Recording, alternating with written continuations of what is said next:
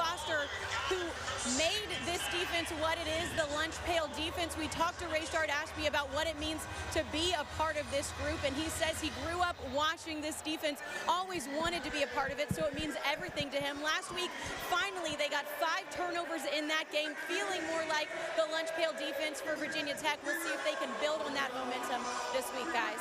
Yeah, thanks, Kels. 5 forced turnovers, 7 sacks in that win at Miami. There's head coach Jim Fleming, the Rhode Island Rams. Really has his team making steps in the right direction. First winning season in 17 years up at Rhode Island last year.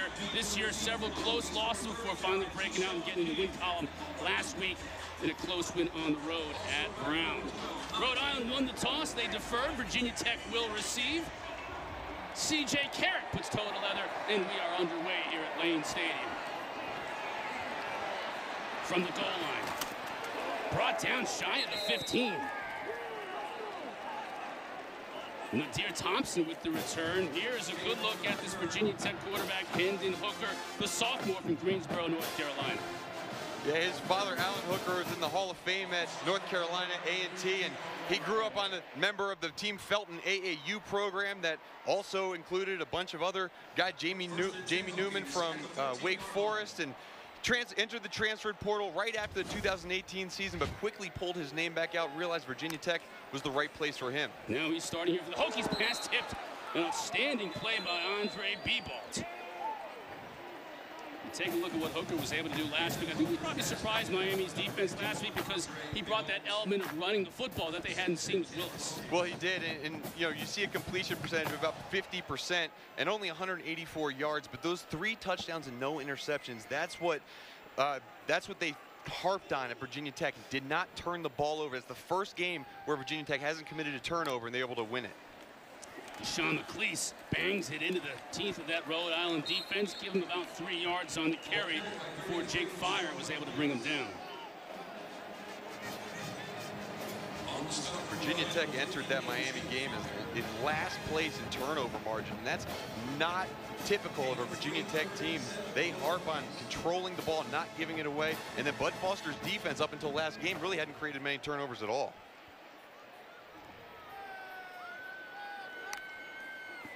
Hooker, back to pass on 3rd down. Has time, has a receiver. Hits his tight end, Dalton Keene, for the first down. Tight ends were real active last week. They're starting off right where they left off. Yeah, they were. They accounted for 70% of the receptions and receiving yards last week, and Dalton Keene led the way with 3 receiving touchdowns last game. It's going to be interesting to see. So far this game, they've gone a lot of 12 personnel with 2 tight ends because they are very thin at the wide receiver position. Look for James Mitchell, number 82, to be split out wide in that receiver spot some today. Good point. 3 of their top 6 receivers out of this game with injury. Hooker now feels the pressure. He's going to go down. Keith Wells bringing him down for the Rams. Going to be a loss of about 4 yards on the play.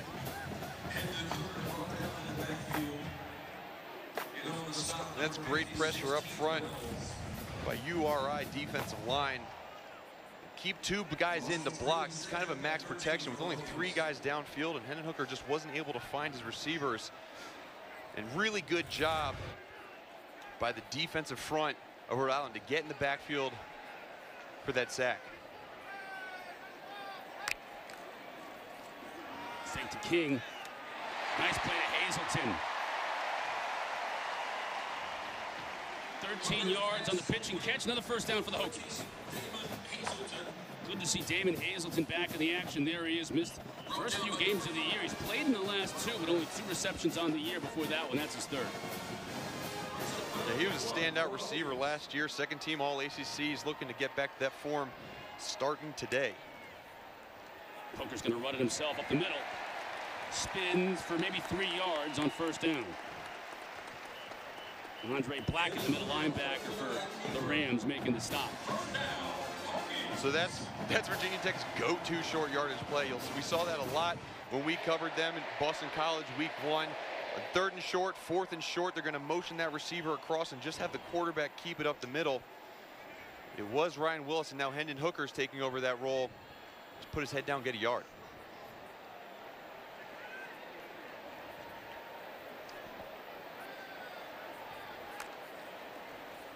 Looking to give the King, the freshman out of Orange Park, Florida, burst through a hole, gets 8.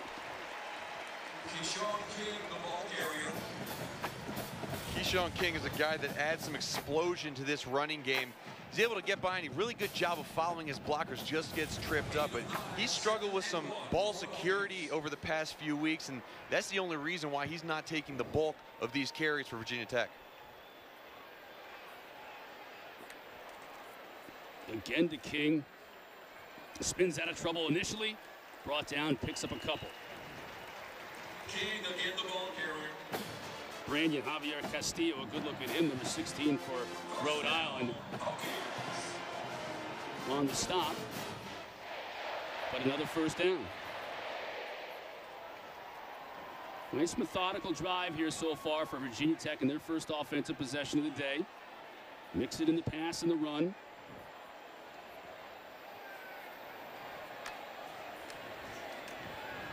Hooker back to pass as a receiver, wide open. That's King out of the backfield, makes a move inside the 10, down to the 5.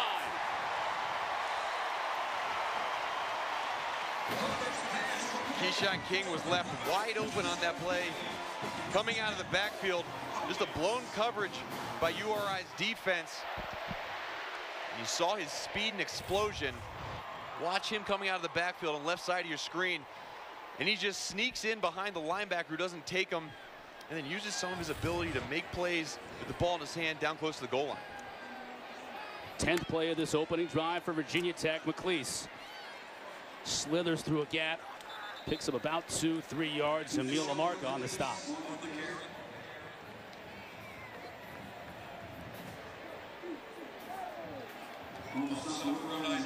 Give him 2 on the carry. Second down and goal for the Hokies.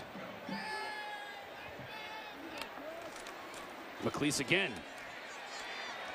Churning his way to the goal line, still on his feet.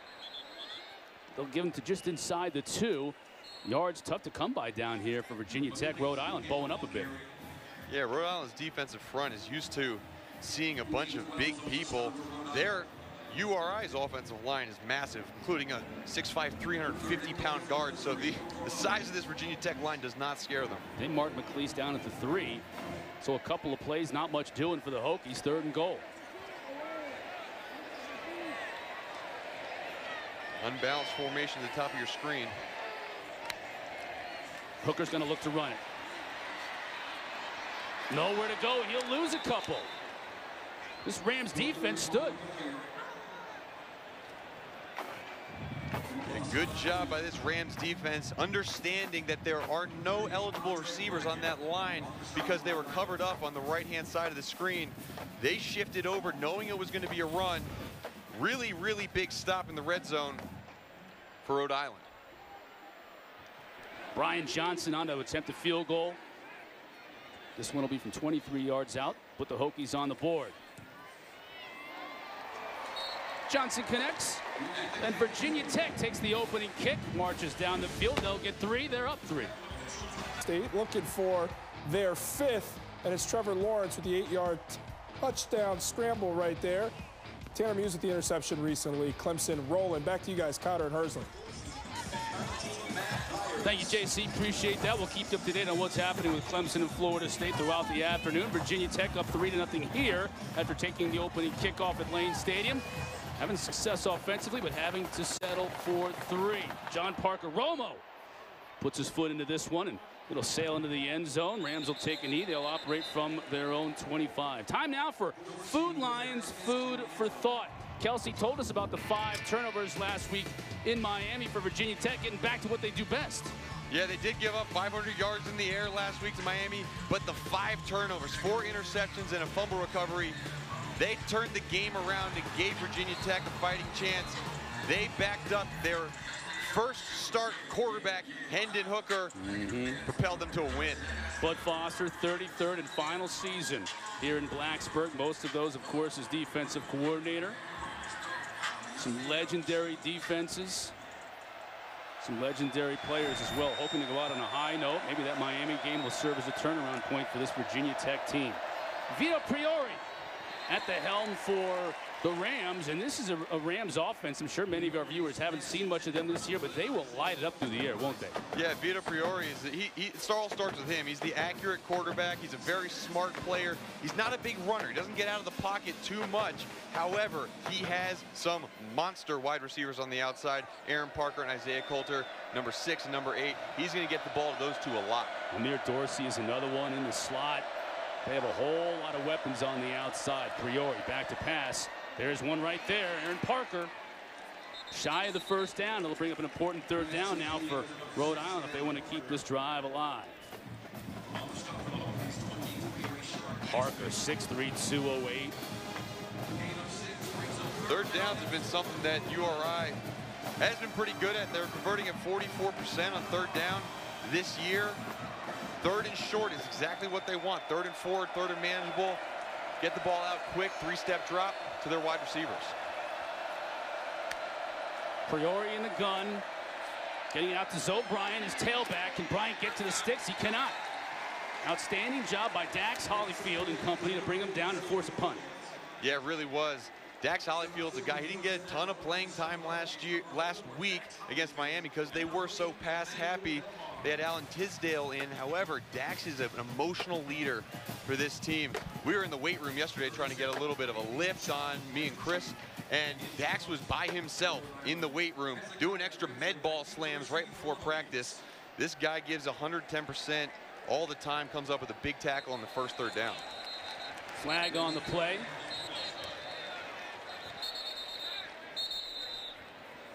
A false start against the Rams.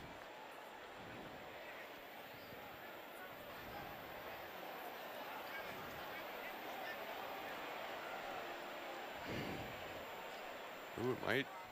Looks like Rams offense is coming back on the field. It might have been against Virginia Tech. Disconcerting signals defense causing the offensive line with the false start. 5-yard penalty, 1st down. Jeff McConaughey, our referee on the day, getting together with this officiating crew, and they were drawn offside by the signals put forth by that defense, or the punt return team, I should say. Yeah, Fuente's not very happy with the That's officials. not a call you see very often. No. But, I mean, it's a right call. You can't simulate a snap or simulate jumping just to try to get the offense to jump off sides. That cost them 5 yards, and it's a mistake for Virginia Tech that they can't have. Cost them 5 yards and keeps this drive alive here by the Rams. Parker, Wildcat trying to get outside, won't get there. Fantastic pursuit by Diablo in this Virginia Tech defense. Divine Diablo is an absolute stud safety for Virginia Tech. He's struggled to stay healthy throughout his career, but when he is an absolute monster. He's got the size, the speed, and look at his closing ability. Once he decides to get to the ball carrier, he gets there, and that's a fast Aaron Parker he ran down.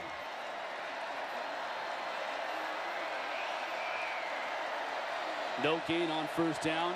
Empty backfield now for Priori.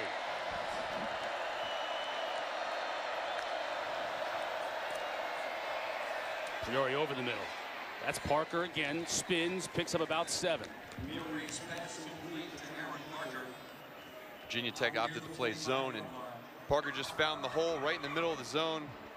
Quick pass. Creating another short 3rd down. Mark, you mentioned how fast Aaron Parker is. We talked to coaches about him. They said he plays the game at a higher speed than everyone else. He's so competitive, and oftentimes that's the guy they go to give this offense a big boost, as he did just then. FCS All-American, comes in with 42 catches on the year already. He's got a couple today. Movement all over the place for Rhode Island. 5-yard penalty, 3rd down.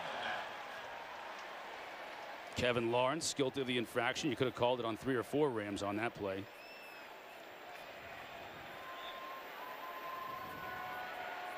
This is the Rams' 2nd FBS game. They played Ohio earlier in the year, but this is a different sort of atmosphere. Yeah, it ain't Peden Stadium. No, you might see some false starts when Lane Stadium gets hopping. They really get loud, and that can cause miscues like that pre-snap. 3rd and short, now 3rd and 8 after the penalty.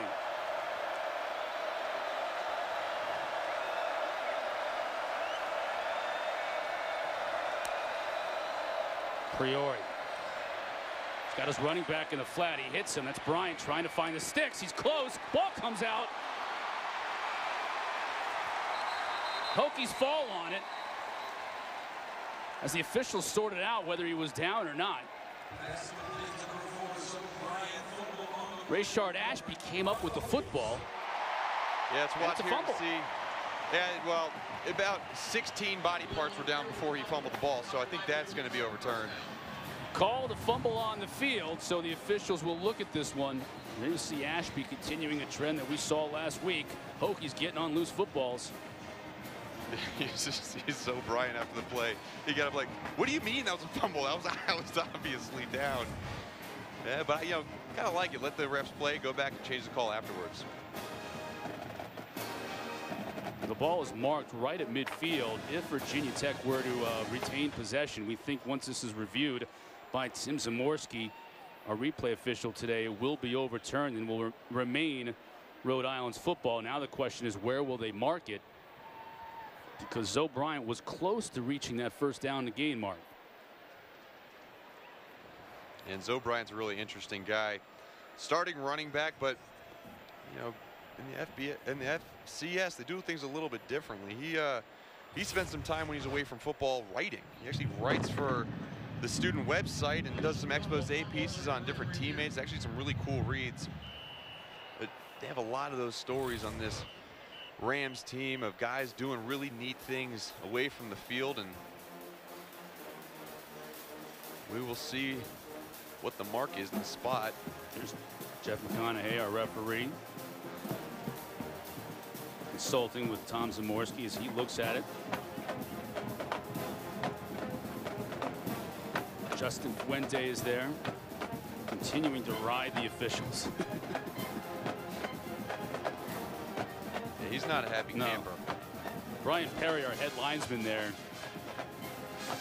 He's had a lengthy conversation with him over the last 5 minutes. At a certain point, you just got to walk away.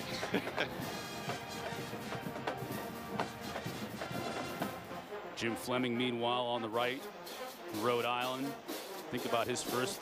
He was 4-30 in his first 3 seasons at Rhode Island. Then 3-8, and then 6-5 last year. So he clearly has the Rams heading in the right direction in FCS play, playing in the Colonial.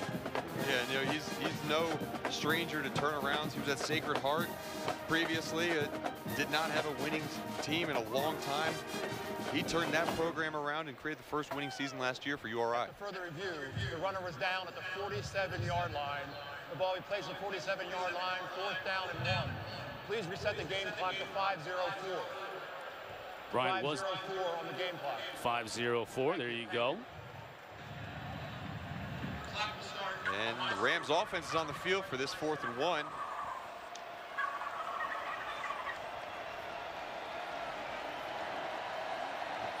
Rhode Island 5 for 10 on the year on 4th down. Will they go for it, or will they just try and pull Virginia Tech offside? Priori under center. Wide open gap for the sneak up the middle. You should see that and just audible to QB sneak if they have it.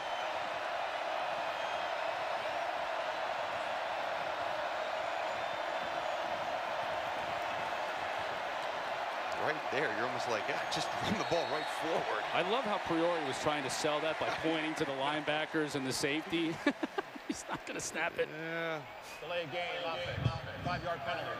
4th down. Good discipline by Virginia Tech on the defensive side of the ball, forcing what they hope is another punt. Last time, the penalty kept the ball with the Rams. Yeah, you know, Bud Foster was telling his players during that entire review process, do not jump. Do not jump. Watch the ball. Davy Shambartachi is going to punt it away to Hezekiah Grimsley.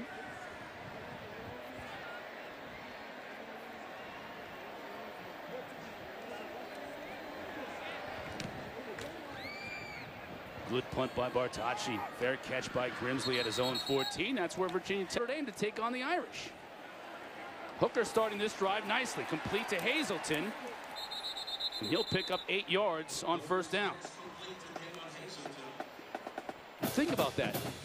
You could be 5-2, right back in the mix in the Coastal, but also right on the national radar. You know what? That's a slate game, I call it. You know what that is? When we're doing shows in studio at ESPN and we say, let's look at Saturday's slate. We take the top 6 games or so. That Virginia Tech Notre Dame game could be a slate game if they take care of their business in the next 2. Yeah, absolutely. Not only just because of taking care of their business right now, but the potential that this team has with so many young players. This is a Virginia Tech team that you look for a few years from now. You're going to see a lot of the same guys you're going to see today, and they just grow with experience. That's one guy right there. You see that C on his jersey. One of the upperclassmen, junior tight end Dalton Keene out of Littleton, Colorado. Look at this effort. Watch him. Look at his patience, waiting for his blockers. Like he's running that like a running back does. Good cutback. He'll fight for every single yard.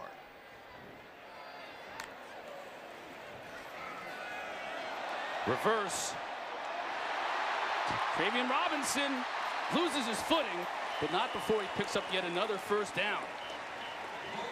18 yards for Tavian Robinson, who's really come on as a true freshman this year for the Hokies. Yeah, he has, with injuries early to Damon Hazleton and lately to Trey Turner. Tavian Robinson came in as a freshman. He was part of a recruiting class that had 4 really good wide receivers: Elijah Bowick, Jaden Poyet, Jacob Pinckney, and Tavian Robinson has emerged as the leading receiver for this Virginia Tech offense. McLeese has a wide open gap inside the 30. Takes a hit down to the 20.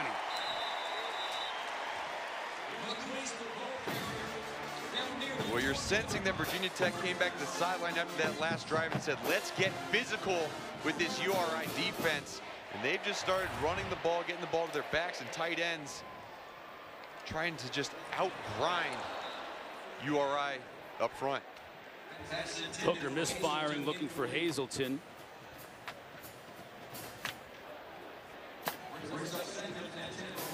Hazleton will get a breather. You mentioned the injuries for the wideouts at the top of the broadcast. Caleb Smith is dressing, but probably won't play. Trey Turner is dressing, but he's got that bum hammy. He probably won't play. Phil Patterson isn't going to play. That leaves him with Grimsley, Robinson, who you just saw, Hazleton, who we've seen now, plus Daryl Simmons as really their only healthy wideouts who have had any playing time this year. Hooker's going to keep it. Gets outside. Nice job of staying home by that Rams defense, and Rashad Dickerson got a flag down right at the end of the play. Yeah, you're correct about the wide receivers. When we were talking to Coach Fuente, he was just counting them as we were in our meeting. He said, I think I have 4.5, meaning Trey Turner would be a half guy if he gets in or not. And then he started counting. He goes, actually, foul, targeting, defense number 21, half the distance to the goal. First down. The ruling on the field of targeting is under further review. 21 is Brian Campbell. Yeah, we'll see what we see it in the break, but when we come back, we'll get the ruling on the field on the targeting.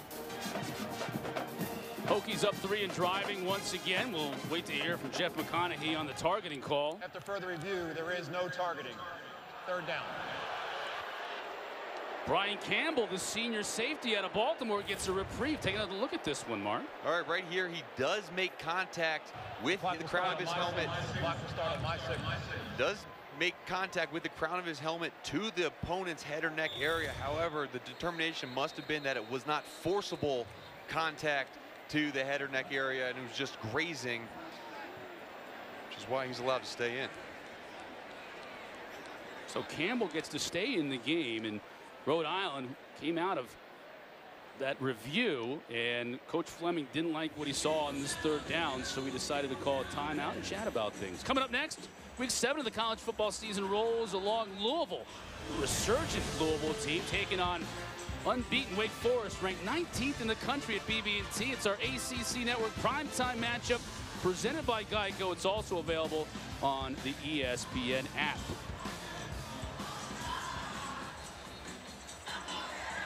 You mentioned what's ahead for Virginia Tech.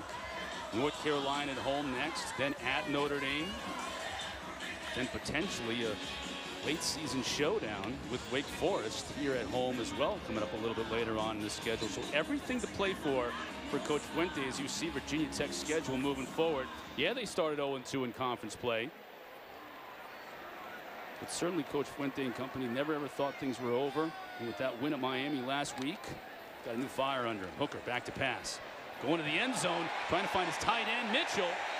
They can't connect, but flags all over the place.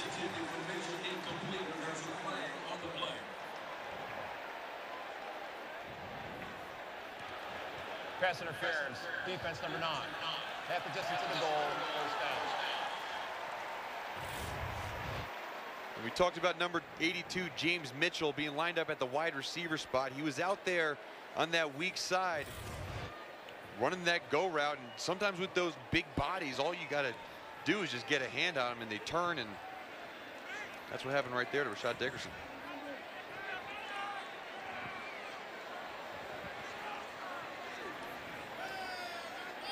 First and goal for Virginia Tech. Low snap. Hooker handles it to the corner for Hazelton. Incomplete. Malik Wilder, a nice job defensively to knock it away. Yeah, really good job by Malik Wilder to play the ball in the hands of the receiver. You know he's outmatched, mismatched in size, and where the ball's placed is really good, but he just waits for that ball to come down where he can grab it and wrestles it right out. Him and Hazelton needs to hold on to that ball and tuck it away for the touchdown. Yeah, taking nothing away from Wilder. Hazelton bobbled that before Wilder even got a hand in there. Now Hooker. Oh, big hit. Oh, boy. Big hit. Tavian Robinson was met by Keith Wells in the backfield. Oh, my goodness. What a monster hit. Watch 56 right here. Come right through the line of scrimmage. Unblocked. Boom. You think he's seen that on film before and knew that was coming? I think so. It kind of makes it easier when no one touches you. However, he just smacked Tavian Robinson. Really big time play. Loss of 5 on the play. It'll be a second and goal now for the Hokies. Hooker back to pass to him quickly to Hazelton. This time he hangs on.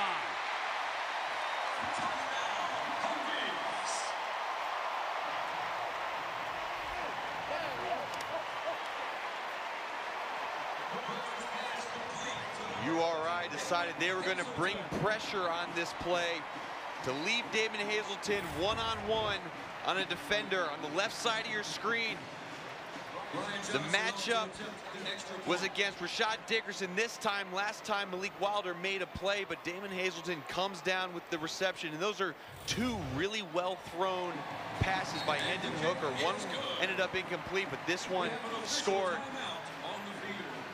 Johnson with the PAT for the Hokies. Hazelton, his second touchdown grab of the year. 10-zip. His home starting debut here in Lane Stadium. 3 touchdown passes last week against Miami. He's got one now in this game against Rhode Island. He takes a hit here at the end of it. Yeah, takes a big hit. Tough stands in there, makes the play. He's trying to keep his head up to watch the touchdown reception happen. Really good job, poise in the pocket. That's tough for a young quarterback. He did it really well in that play.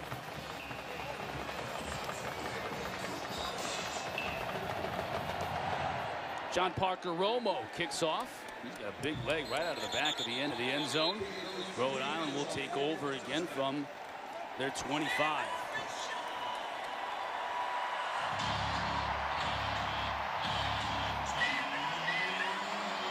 Vito Priori having to deal with this crowd. Not a sellout today here at Lane Stadium, but a big crowd nonetheless. They always come to support their Hokies here in Blacksburg. And there's just a wall of people on the far stands, and they're making some noise.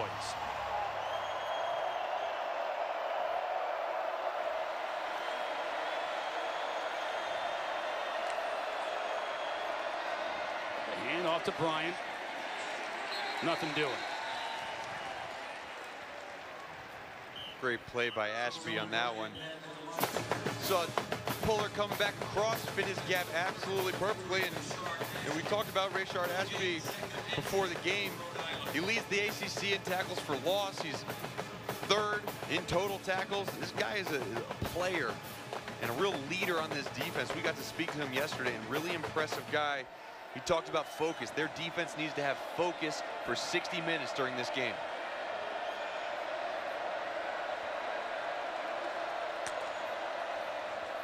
Fake to Brian Priori, now flushed out of the pocket. He'll get sacked. Alan Tisdale, who his teammates call a freakish athlete, there for his first sack of the year. Yeah, he saw significant playing time last week versus Miami, and when we were talking to Richard Ashby, he said that Tisdale's probably the most athletic guy on the entire defense at that linebacker position, and he also was infamous for vomiting mid-game last week, but hopefully he's got all the puke out of his system. First quarter in their system. The only reason it's not a 2-touchdown game is Rhode Island had that big stop in the red zone in that first drive. Well, Vito Priori's going to need to get his offense going. He's yet to have any big plays downfield to his 2 big targets. They need to hit some consistent plays, extend this drive past just 3 downs. You know, he needs a big play here. Gets it to his receiver. That's Coulter, and he's got a big play to midfield. Great speed inside the 35-yard line. And there's a big play right there. And watch this under route by number 8 right in the middle of your screen, and he just runs away from Reggie Floyd and Dax Hollyfield. Actually, it was Gerard Hewitt, the D tackle, was dropped back in the middle, and you see some of that speed. Coach said he runs about a 4.35, and you saw it there. Coming off a huge game last week against Brown, 12 catches, 171 yards. Now trying on the ground. Bryant spins, picks up a couple.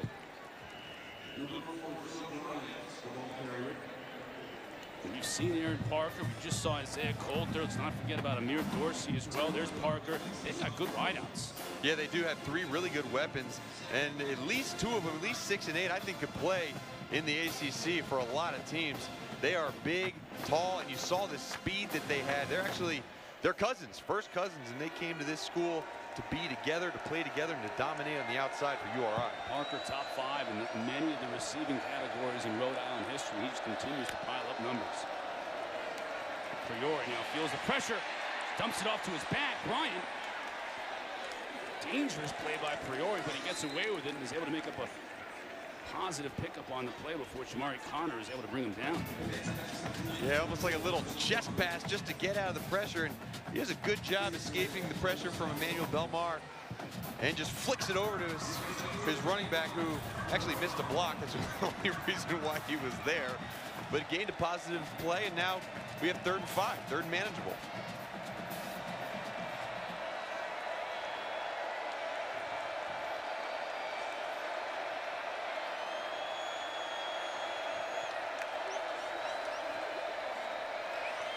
Priori looking near side, back to Bryant.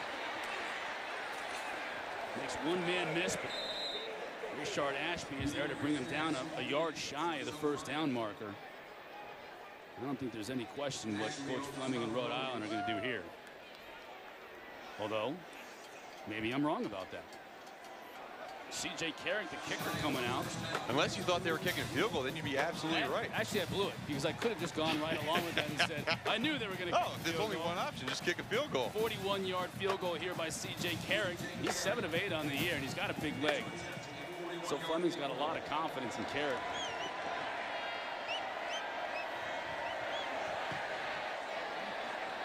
Can he knuckle it in? He does. So the Rams on the board. What a time and seeing what's happening around the league. We got Rhode Island on the board here with a field goal to make it a 10-3 game, hanging in there against Virginia Tech. This high kick, fair catch signal made by Virginia Tech. So I don't know about that. Now Virginia Tech's going to start in pretty good field position from their own 33. Just mention all those guys. Don't miss the huddle. That's our signature football show hosted by Jack Collinsworth with the aforementioned Eric McLean, EJ Manuel, and Mark Rick. They'll preview the weekend slate of games, keep you up to date on all things ACC football. It's live next Friday night at 8 o'clock Eastern, and then Saturday at 11 a.m. right here on the ACC network and also on that ESPN app.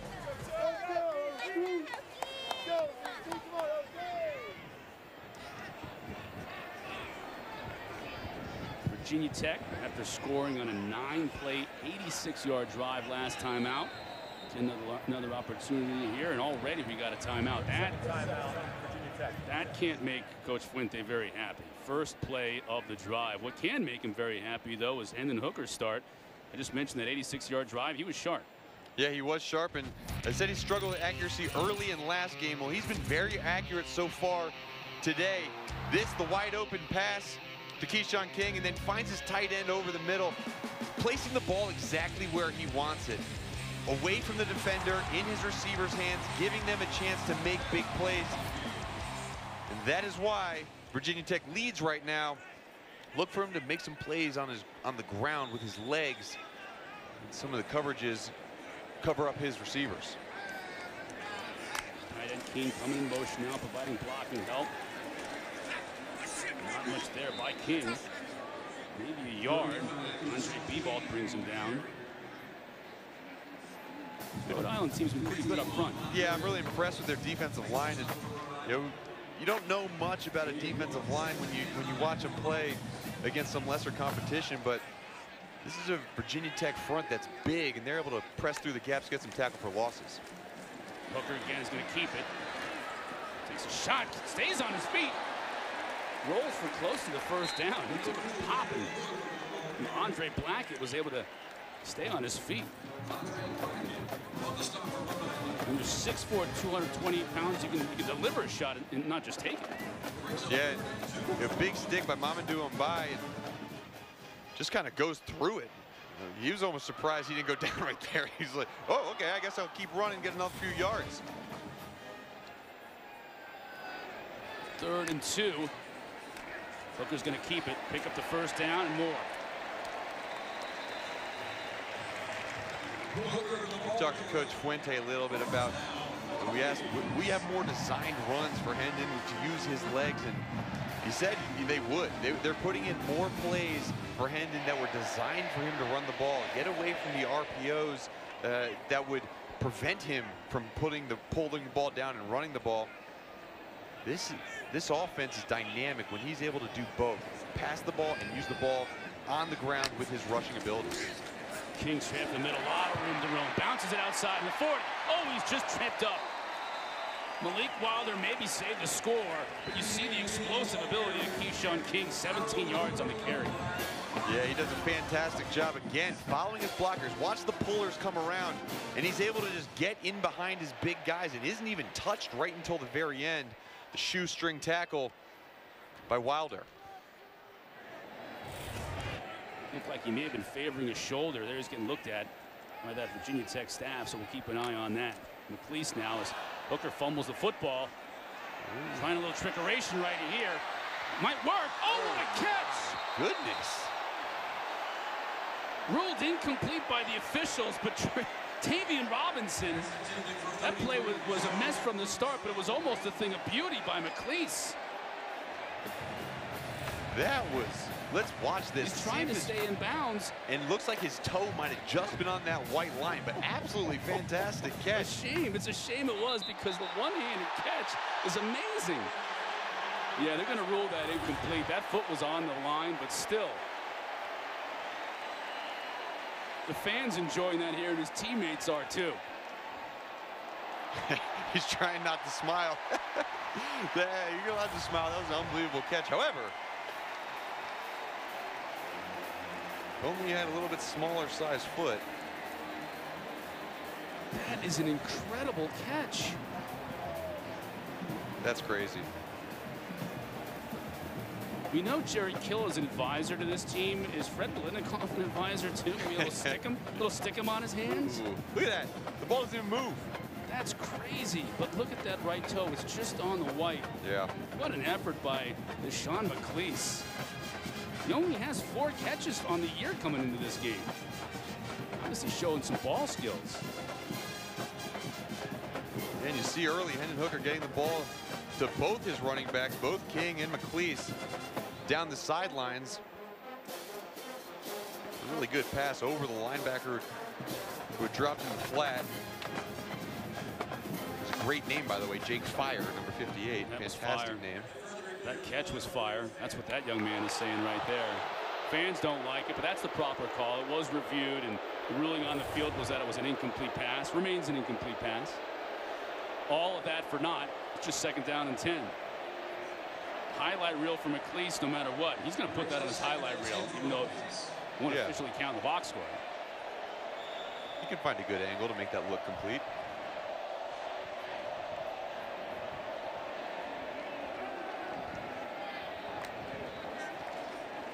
Hooker quickly to Hazelton. Got one man to beat, and does. Down the sideline, inside the 15, the 10. He'll score.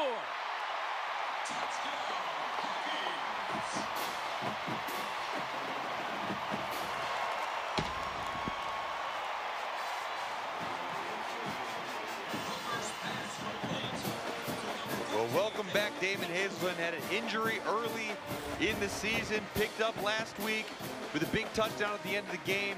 And right here, just a little stop route, and uses his length. Give a stiff arm right into the end zone. Malik Wilder just got to shoot for his legs. Hope he can take him down. 37 yards from Hooker to Damon Hazelton.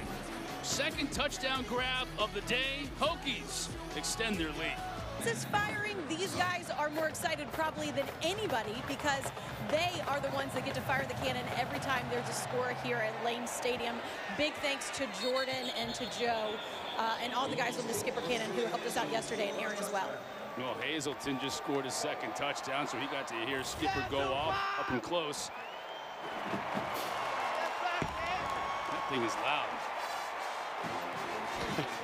You see it outside the stadium on the practice field, and it shakes this whole place. Yeah. It wouldn't allow Kelsey to fire it with ordnance in the barrel, though, yesterday, which I was a little upset about. I wanted to see that. Well, this shot at pregame, and I jumped a little bit. I was a little scared.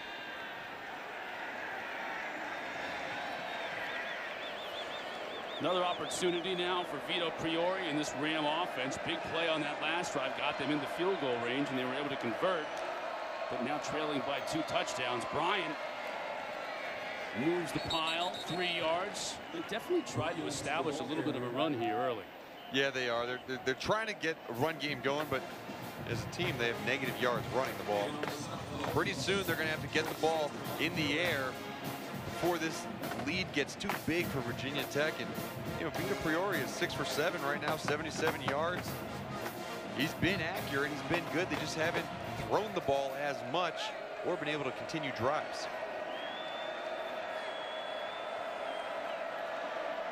Rams empty the backfield on second down. Priori steps up. Finds a receiver for a first down. That's Isaiah Coulter. Good pocket presence by Priori. He sees this pocket collapsing in around him on the side. It's only a 3-man rush, but he escapes right up through the middle, finds the passing lane, and really accurate pass. This is the thing that quarterbacks struggle with a lot of time. As they're running forward, they tend to throw the ball high or into the ground. That was right on the money. Priori out of Atlanta. Not the biggest of quarterbacks. He's 6'2", listed at 187, but he's got moxie. Delay, Bryant. Nice gain on first down. That's 6.5. Tisdale, Eli Adams combine on the stop. Good look at Bryant. Bud Foster, the defensive coordinator for the Hokies, had a lot of praise for Bryant. Said he really likes this kid. Good feet. 6 feet, 220 pounds. Here's Bud Foster. Yeah, he's not a home run speed type of guy, but he's really difficult to take down. Spins and battles through the line of scrimmage. Parker now in the Wildcat. He's going to throw it. Trying to get to Coulter, nowhere near him. Parker's better off on the receiving end of those passes. Yeah, that seems like if that was thrown by Priori, that would have been a completion. I guess you got to try and mix it up any way you can to keep the defense off balance. Sometimes on second and short, those are the shot downs where you know you're going to have at least third and short coming up, and you want to take a shot down the field, maybe a little bit of a razzle-dazzle trick play. That one failed, brings up a 3rd and 3. Rams 1 for 4 on third down.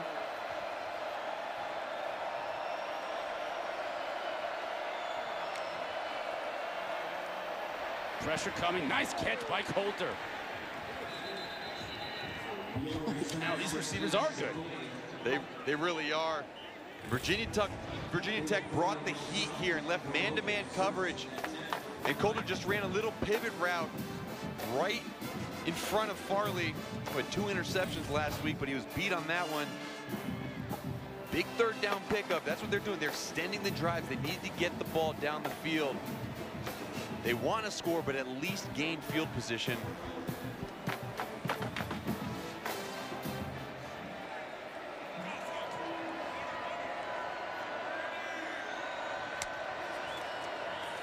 They give to Bryant. Just puts his head down, give him 3. Bryant came into this game with just over 300 yards rushing on the season. Next best for Rhode Island, Matt Pires, who has 20. Bryant is the definition of a bell cow. You talk about a running back that carries the load for his team. Yeah, he is, and I've been really impressed with, we talked about the defensive front for URI, but this offensive front is doing a good job on a lot of the pulls, getting upfield, getting on blocks, and covering Virginia Tech's defense up. Priori. Well, this time, Amir Dorsey gets down as soon as he makes his catch, brought down by Rayshard Ashby. Again, Rhode Island gets themselves in a 3rd and manageable. So one of the things that's happening right now, URI plays 11 personnel, basically 1 tight end, 3 wide receivers, and Virginia Tech is playing with 2 linebackers on the field pretty much every single down. And what happens is they have to play zone because they're not confident with their linebackers covering a slot receiver man-to-man. And right now, Priori's just picking apart the zone little bit by little bit, taking what the defense gives them.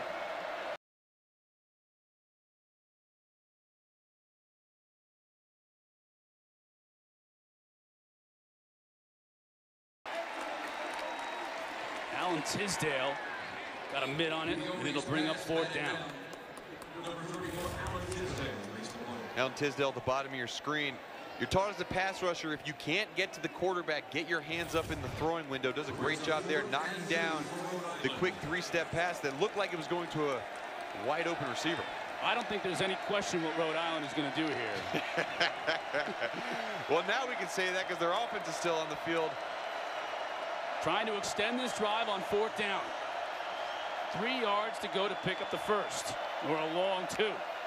Priori stands calm in the pocket and hits Coulter again.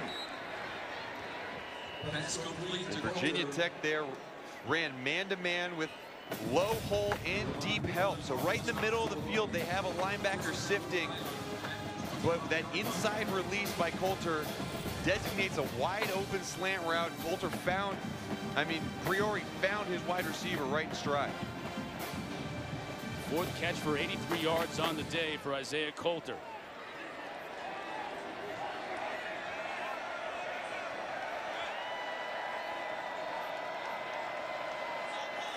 Tenth play of this drive for Rhode Island. It's lasted close to 5 minutes now. Priori has time. Coulter as well inside the 5.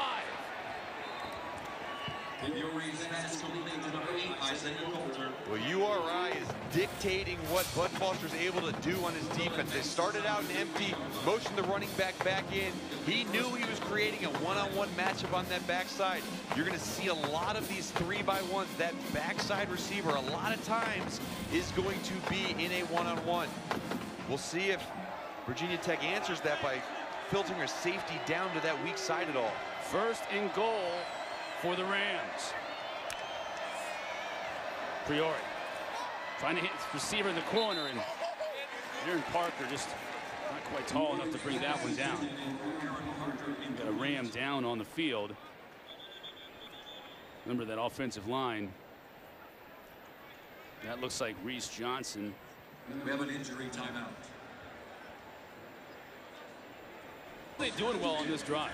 Well, they're dictating what Virginia Tech's able to do. Right at the top of your screen, you see a lot of man-to-man coverage. The corner's pressed up, and then backside, that leaves a wide-open slant route. They pull the linebacker out of that middle of the field by flaring the running back and just place the wide receiver right in behind. That's the quarterback's #1 read when he sees man-to-man, and they're able to capitalize on it, getting down within scoring range. Parker with the Wildcat, hands it to Bryant. He's dropped in the backfield. Alan Tisdale's having himself a day.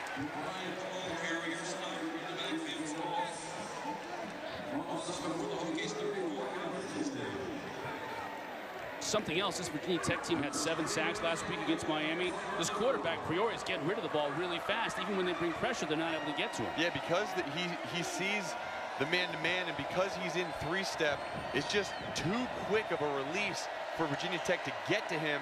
Look on the outside, the bottom of your screen, right here. That's a big matchup. That's big number 8, Isaiah Coulter, one-on-one. 3rd down and goal. Priori over the middle, out of the back of the end zone. Well, you kind of knew it was either going to 6 or 8. Now we get a late flag. Ooh. You see Rayce Johnson with his helmet off, the center who was just shaken up on the play prior, back in there. After the play, there's only a sportsmanlike conduct. Offense number 53. 15-yard penalty. And Johnson guilty of the infraction. That's costly. 15 yards when you're inside the 5. See right in the middle of your screen, watch 53. So he gets his helmet ripped off mid-play. I don't see much yet, unless it was something he said. Oh, there it is. It was right there. Well, took exception to Emmanuel Belmar, something he either said or the way he gave him his helmet back. Either way, it's 15 yards. Now C.J. Carrick is having to move back to attempt the 36-yarder.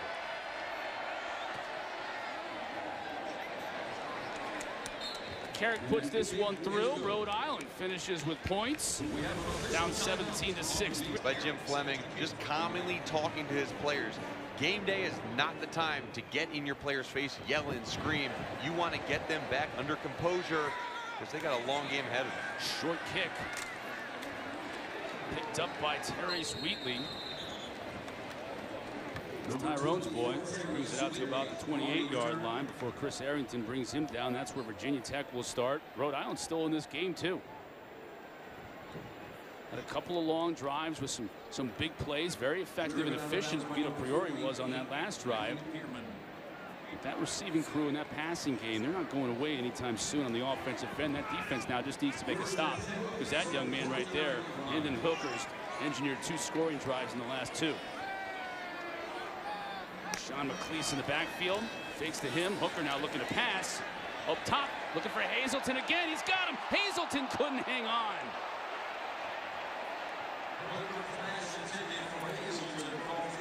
That's a ball that Damon Hazelton absolutely needs to catch. A perfectly thrown ball.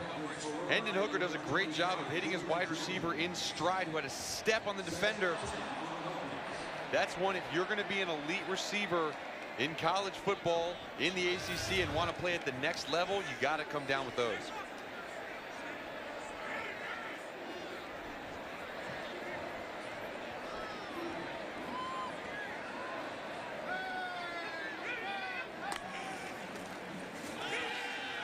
Fake to McLeese, tight end. Keene has it. Out near midfield, bangs through a defender. That fires up the Virginia Tech crowd.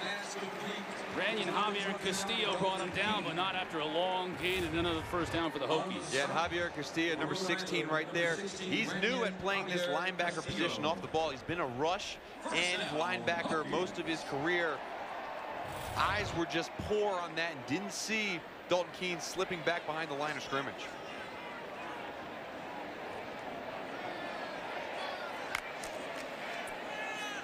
Robinson gets a block inside Rhode Island territory. Xavier Castillo again on the stop. He's sideline to sideline, but Virginia Tech is making it work for big chunks. Yeah, and that's something that comes with practice and getting those little minutia down in the pass coverage. But he leads the CAA in tackles with 52. He added another one right there. Missed that one. McLeese is wide open. Inside the 30. McLeese, the ball carrier.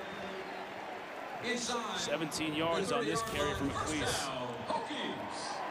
Watch number 16 again. Open field tackle. This is something that's very difficult to do no matter how long you've been playing linebacker. But when that off the ball position, you got to be so good with your feet. He gets caught up underneath him. He has such good athletic ability. But this position's new for him. It's going to take time to get down the details.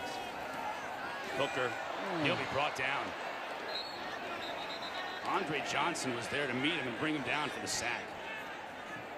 Hooker stopped in the backfield by 31, Andre Johnson. Andre Johnson's a backup linebacker, but watch him right here. Comes just right through the line of scrimmage. There's a little bit of line stunt in front of him.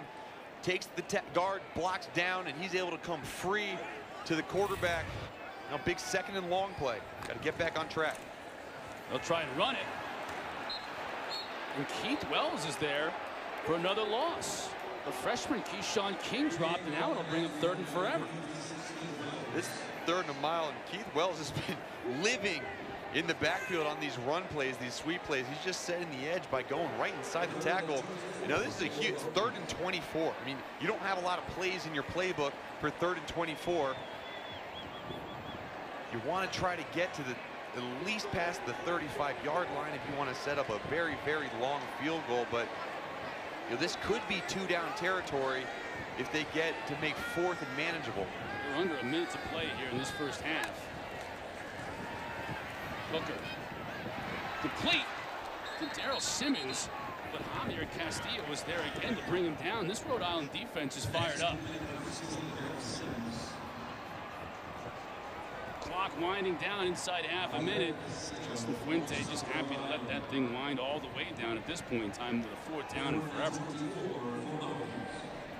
You see some of his natural athletic ability, Xavier Castillo. They're just missing the block, getting in the lane of the ball carrier, getting him tackled down. He has so much upside as he progresses at this linebacker position. He's going to be really scary to see. Now we get a whistle. 1 second to play. 30-second timeout. Virginia Tech. Virginia Tech calls a timeout. Don't forget, coming up, the State Farm halftime report. All Tigers in Death Valley. We'll show you highlights of what Clemson's doing to Florida State. It's a shootout in Winston-Salem. Plus earlier games too, Georgia Tech and Duke in action. Full day of ACC football to report on. Plus they'll also, I'm sure, take a look back at the Thursday and Friday night games in the ACC. Talk about what Virginia Tech is doing in this game here in the first half, what they're doing well. Clearly, Hendon Hooker is doing some good things in the passing game. Rhode Island, though, hanging in there, just hanging around, making a game of it in the second half. They didn't just hang around in this drive, too. They just marched Virginia Tech straight back, loss after loss after loss, bringing up a huge 4th down, and the offense is staying on the field. Just 1 sec. This will be the final play of the first half.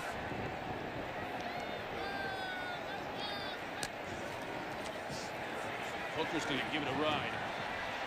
Bides his time, lets his receivers get down to the end zone. Hazelton comes down with it, but he's beyond the end line. So it's a loud, incomplete pass, and with that, head to the halftime. Virginia Tech 17, Rhode Island. Jim Fleming has to be pleased with his team's performance, and they'll receive a second half kick. So hanging in there, up 11, and there you see Coach Fuente, before even going to the locker room, wants to have a word with his team just to try and keep them focused. We talked a lot with the players during the week, Mark, about focus. Yeah, it's focus when some bad things happen to you. You can't. As we get set to start the second half, Rhode Island out of the Colonial Athletic Association giving Virginia Tech all they can handle there in the first half. Chris Cotter, Mark Herzlich, Kelsey Riggs is with us as well. She's down on the field. A mixed bag for the Hokies in that first half. Some good, some not so good, though. Yeah, one of the bright spots for the Hokies was Damon Hazelton, their stud wide receiver. Missed the first 3 games of the season. Came back versus Duke with a big play. So far this game, he has 2 touchdowns, 4 receptions, but his focus has lacked. That's a big drop that could have given him his 3rd touchdown of the day. As a team, the Hokies talked about focusing in play after play. The end of that half was not what Coach Fuente wanted, and they lost focus. Try to regain it here as we start the second. Rhode Island's hanging in there, as we mentioned. Kelsey Riggs has more on the Rams. Yeah, I just got a chance to catch up with Coach Jim Fleming. team. He said at the half, he told them they just need to continue to give themselves a shot. He told us yesterday that if they wanted to be in this game, they had to put themselves in a position in the fourth quarter where they could come back and make a play. He says a lot of what happened in the first half wasn't just Virginia Tech doing things well, it was also some mistakes that they made as well. So he says clean those up and give themselves a chance, not just now, because right now they have a chance, but when they end the third quarter, he wants them to have a chance as well. Yeah, thanks, Kels. They have a chance, but they need touchdowns and not field goals if they want to climb back into this thing and make a real game of it in the second half. Bryant on the delay has a nice little gain. Umpire gets in the way. So does Rayshard Ashby, but not until Bryant picks up 7. On the stop for the Hokies, 23, Rayshard. Another good play designed by Rhode Island. Little quick delay draw to their running back. Got their tight end up on the middle linebacker. Good gain. Now 2nd and short. This is where you might see a shot downfield because they know at worst they're going to have 3rd and short. Bryant now split out the bottom of your screen. Priori hits Parker. What hands on Parker to be able to bring that low pass in. First down, Rhode Island. Excellent throw and catch on this play. Finding the soft spot in the zone coverage right in front of the safety. Vito Prior throws it low across the middle. That's good, so it doesn't get tipped and get intercepted. It's a good shot at 2nd and short. Now scrimmaging from near midfield. Priori flushed out of the pocket. Gets rid of it just before being brought down. Emmanuel Belmar giving chase to Priori. Maybe shaking up just a little bit. And Belmar comes in on this twist here, and Vito Prior had his wide receiver streaking across the field, but as that pressure comes in his face, he has to get out of the pocket and escape. Did all he could to just get the ball past the line of scrimmage to avoid intentional grounding.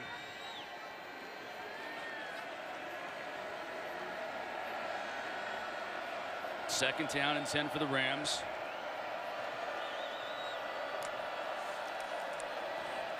Coulter.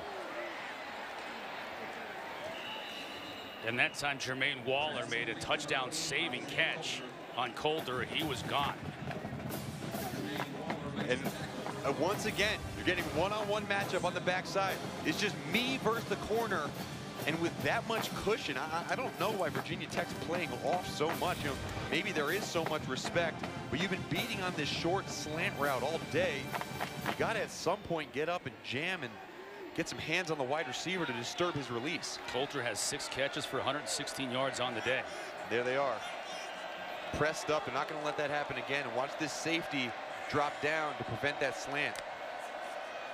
Bryant takes the handoff, has some room on the right side, outside, inside the 30, 20, before finally being dragged down by a horse collar inside the 20. They'll add some to the end of this run.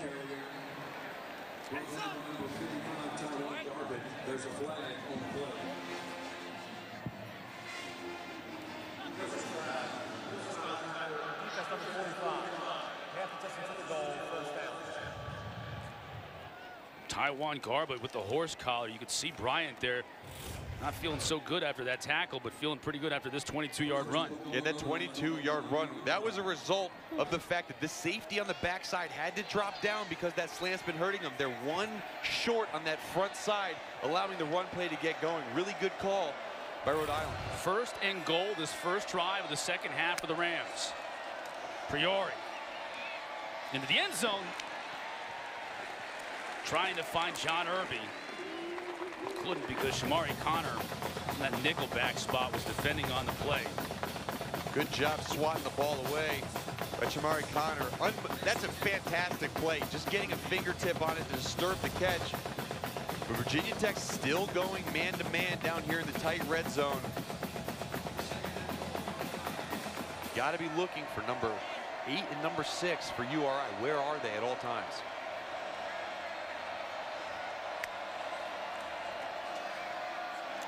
Priori trying to go to the corner of the end zone. Reggie Floyd on the defense on that play. That's Matt Pyers, their backup running back, split out wide. He's more of the receiving running back, and they'll split him out wide and go to work on a safety. Good job by Reggie Floyd to defend now. 3rd down, and we've talked a lot about Rhode Island has a lot of good on offense, but they haven't gotten in the end zone. They really, really need to get in the end zone on this play to stay in this game. They haven't done well on 3rd down, converting just 2 of those opportunities in the first half. Big one here. Priori. As a receiver, caught, touchdown.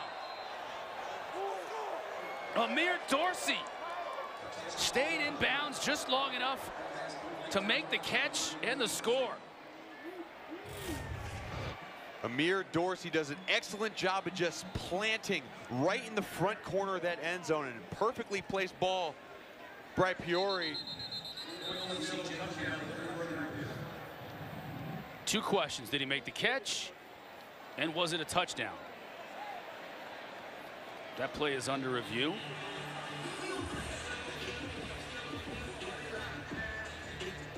The catch is good, I think. I think now the question is, where was that ball when he secured it?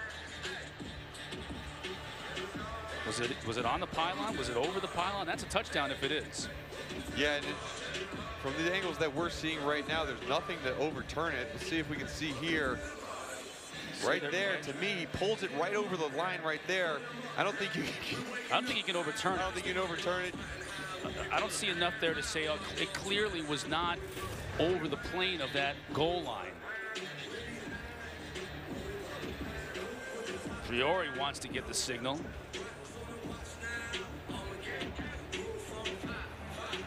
What an opening drive here for the second half of this Rhode Island team. Yeah, really good opening drive. They came out and they started capitalizing on the things that they did well in the first half. Take advantage of some of the spots that they identified as weaknesses in Virginia Tech's coverage. Just look right here again. It's another look at it, but a really good job of Rolling on the field stance. Touchdown. Jeff McConaughey, our official, our referee on the day. Not enough to overturn it. It stands as called. 6 points for Rhode Island, and they're keeping the offense on the field. They may go for 2 here. Yeah, there's a lot of talk about Parker and Coulter, but Amir Dorsey is no slouch in his own regard. He's the return man. He does the wildcat, jet sweeps, but I've been so impressed with his ball skills, his ability to find a way to hold onto the ball once it hits his hands. He had an unbelievable catch against Ohio where he tipped it to himself over the middle.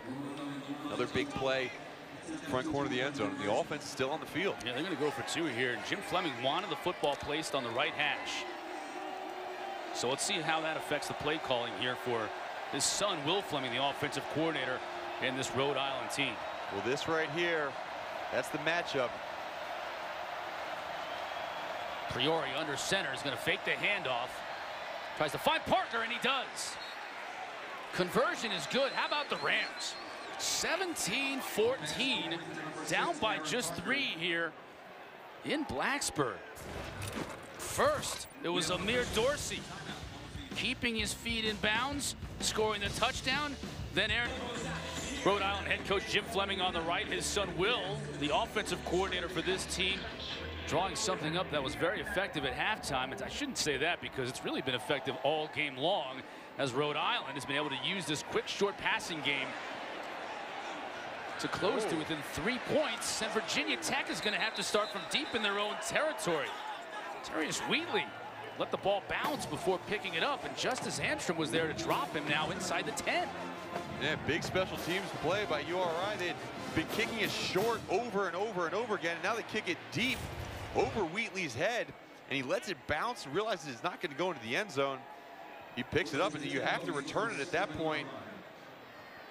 But that's not what we talk about. We talk about Beamer ball. You're supposed to thrive at special teams at Virginia Tech, and that was a big mistake. Worst starting field position of the day for Virginia Tech. They jumped out all over Rhode Island to start this game. They were up 10-0, but Rhode Island came back, had a solid second quarter, and then scoring a touchdown on their first drive of the second half. Hazelton on the receiving end here outside the 30. Dancing his way to the 34. Virginia Tech, just like that, out of trouble. Oh, man, that's some great moves, some great catches by Hazelton.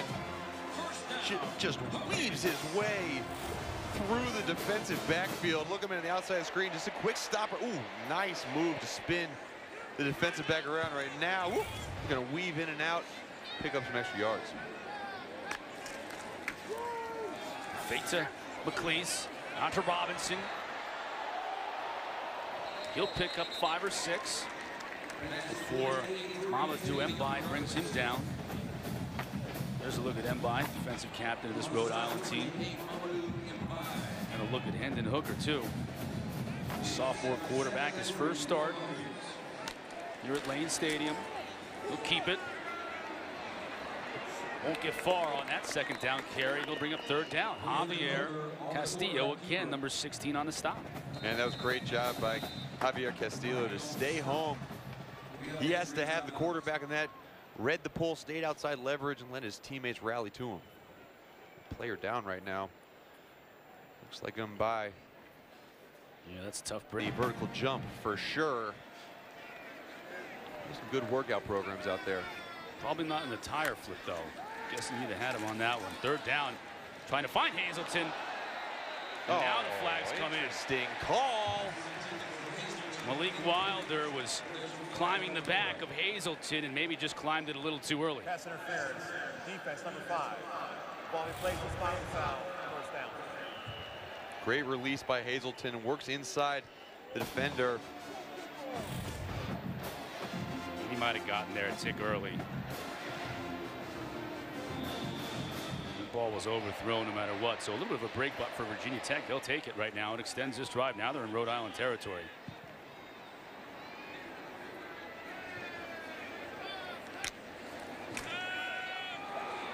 Hooker has time, just throws this one away.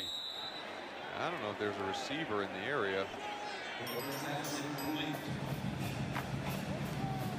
Said that was, so no intentional grounding.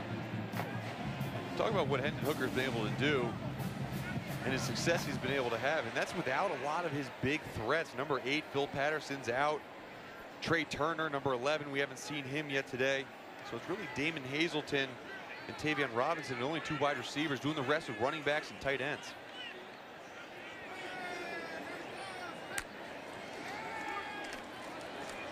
Hooker zips this one to Robinson. He's met immediately, but bounces off the initial tackler. Takes a couple of Rams to bring him down. Mbai is back in the game. That's good to see right there. 28 for the Rams, but nice positive play by Robinson and company on 2nd down, 3rd and 6. Yeah, Mamadou Mbai is a fantastic story. He was a walk-on. He wasn't even recruited.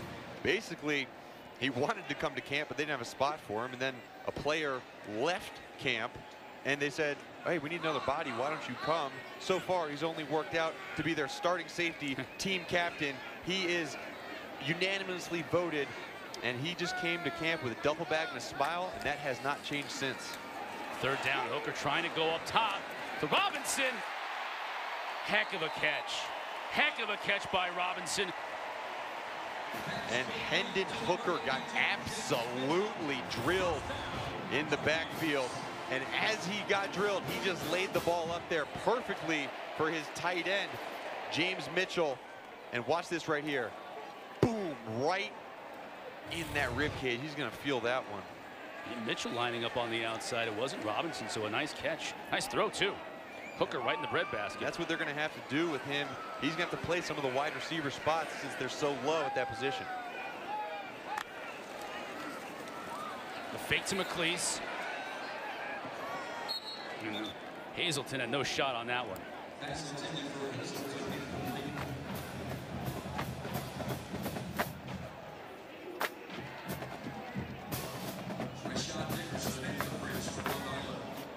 Hooker with 200 yards passing so far this afternoon. That's a new career high in his brief career. Guessing that won't last very long.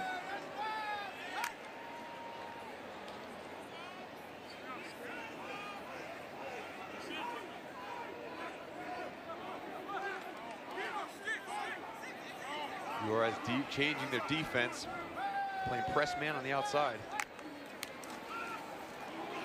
Hooker has room to run. He has a blocker in front, too. Uses the blocker inside the 10, spins to the 6.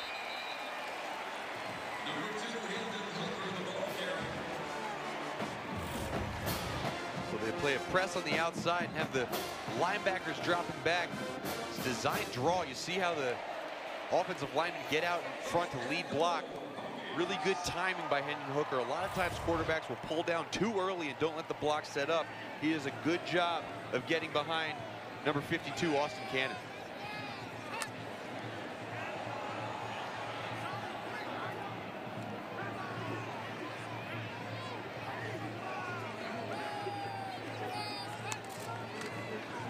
Give to McLeese, bounces it outside. Just stuttered inside the 5, and that's not going to get him to the goal line, but he does get down to about the 3.5. And By comes up from this free safety spot to make the hit. He loses his helmet, which means he's going to have to come off for a play. That's a guy you don't want off the field when you're down in this area of the field. Yards are so much more precious when you're down this close to the goal line. My linebacker coach at the New York Giants described it as Manhattan real estate. The yards that come at a higher cost. Giving up just one gets them that much closer to the end zone. Going to go quickly. Hooker keeps it to his tight end, Keene, who scores.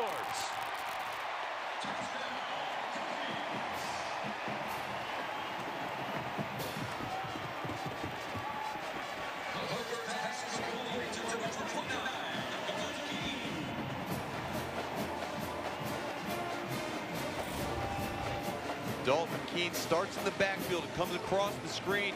Really tough on the linebacker's eyes. Really good play design. And Dalton Keene was the recipient of a couple misdirections last week at Miami. Got 3 touchdowns last week and adds to that this week and takes a bow to his fellow tight end, James Mitchell. Johnson with the PAT. Virginia Tech answers. Hokies back up 10 after Dalton Keene finds pay dirt. With one of their own. John Parker Romo. He's got a big leg and a little bit of a breeze in this third quarter. So an opportunity for a return from Amir Dorsey. Ball on the ground. They're going to whistle him down at about the 15-yard line. On that last drive by Virginia Tech, Hendon Hooker was sharp when he went to his tight ends early and often. Yeah, it worked so well last week at Miami. Hendon Hooker went back to what was working, hitting the long pass to James Mitchell down the sideline, who's filling in for some of these wide receivers, and then another misdirection to Dalton Keene coming out of the backfield.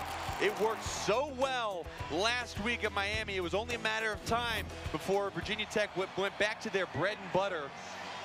Damon Hazelton has been a bright spot at the receiver, but really you want to circle 29 and 82 as 2 really impactful players for this Virginia Tech offense. Keene just caught his 4th touchdown of the season. And now let's see what Rhode Island can do. Bryant out of the backfield picks up maybe a yard.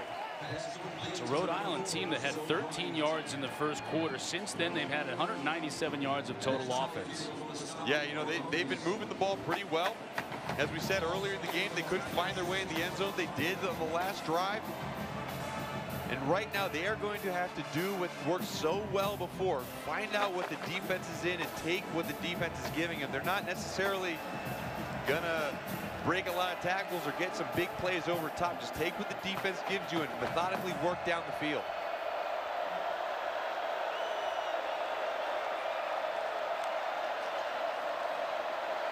Penalty flag down. Priori escapes the rush. Still in trouble. Now he goes down. But there's a flag down, and it's lined up in the neutral zone by Virginia Tech. That one's going to be coming back.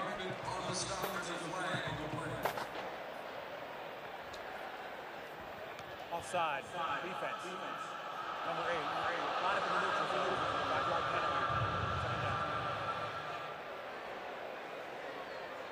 Guys, this one obviously still being sorted out right now, but I was actually on the sidelines, Virginia Tech sidelines, right after Rhode Island scored that last touchdown. So I was standing behind the bench and I heard Bud Foster sit down, talk to one of his junior leaders, Rayshard Ashby, kind of sorting out what they saw.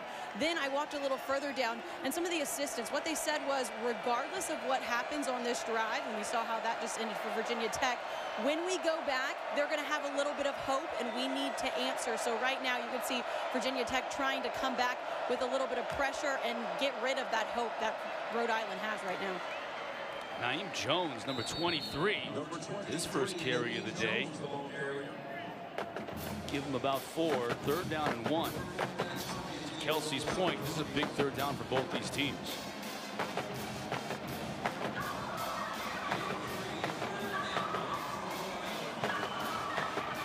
This is the type of 3rd down you want as offensive coordinator Will Fleming.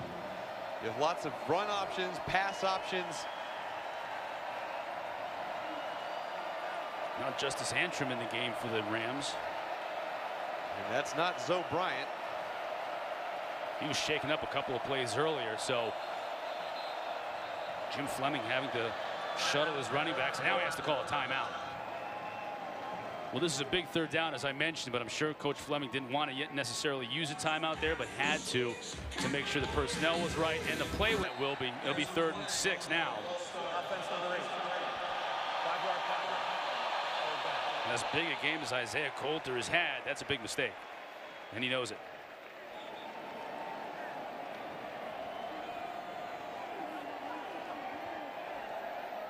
Sixth penalty of the night so far on Rhode Island, but that's a costly one, making this 3rd down conversion that much more difficult.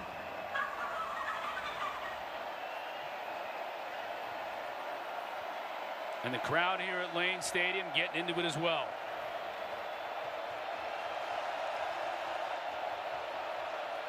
Bunch at the bottom of your screen here. See him explode out of that bunch. Priori goes to the top. Oh, that could be a flag. And we get it. Ivory Frimpong was the intended receiver. Pass interference. Defense number 3. 15-yard penalty. First down. Caleb Farley guilty. It's actually a really smart pass. You want to throw back shoulder on your defender there because he either comes back and makes the catch or he works through the defender back to the ball and gets a pass interference call. As a defender there, you just need to be patient. You know you have good speed. You can run with anybody. Stay underneath the route. Turn back, get your hand on the ball, and don't use your hands to contact the receiver. Fresh set of downs for Vito Priori. Coming this way, great catch. Outstanding catch by Amir Dorsey. I mean, that's just so good. That's so good. He comes from the inside slot, runs a corner route, and look at his ability. Once the ball hits his hands, he just squeezes, puts pressure, and doesn't move an inch as he comes to the ground. Really good catch. Really good defense, too, by Shamari Carter. Just too good by Dorsey. Line up and empty again, trying to dictate what the defense can do. Priori goes deep, looking for Coulter. Just overthrows him a bit. Jermaine Waller, nice coverage for Virginia Tech. Vito Priori has no qualms about throwing it to his big receivers down the field. Even if they're in double coverage, he has so much confidence in them going up for those 50-50 balls that he'll let those loose. Good throw, and that throwing it deep like that loosens up the underneath coverage sometimes. So Will Fleming, the offensive coordinator for this Rams team, son of head coach Jim Fleming. 2nd down and 10 from midfield. Vito, the handoff. Bryant had some room. Reggie Floyd doing what he does best, coming up from that strong safety spot to put the hit on Bryant. Another big 3rd down here for Rhode Island. 3rd and 4.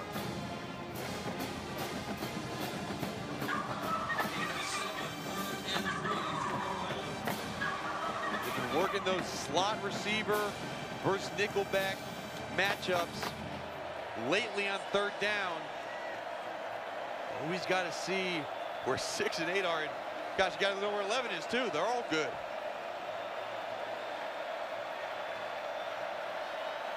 Up to in and out of the 2 back receivers locked on the point. Priori complete. That's Ed Lee. First time we've said his name today. He had a linebacker on him and took advantage. Yeah, the communication between safeties and corners, they were going to man up the point of that. and then they're in and out, number 6 and number 80, and just a miscommunication with the eyes between Caleb Farley and his safety. Found the open zone, really good play design, and that comes from watching film, knowing what Virginia Tech is going to do when you get that wide bunch and taking advantage of it. Another first down on the third down conversion for the Rams. Quickly to Dorsey. Couldn't get out of the outstretched arms of Reggie Floyd. Great tackle by Reggie Floyd. Comes up from that safety position, and you know, he's tackling a guy who can make people miss. Comes downhill, does a great job of getting the ball carrier on the ground. And sometimes you just need to shoot your gun when you're making the tackle. Doesn't need to look pretty, but the only bad tackle is a missed tackle. Good job there by Reggie Floyd. Dorsey was still able to pick up 4 yards on first down. Clock winding inside of 3 minutes to go here in this third quarter. Priori now flushed. He'll just throw this one away.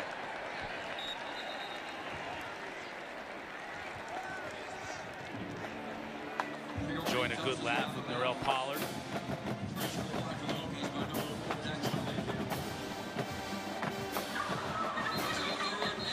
Third and 6 for Fleming's Rams.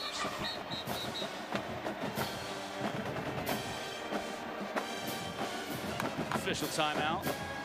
This might be an equipment situation here for the Rams. As Evan Lovell, the starting left guard, now has to exit the game. That's not great.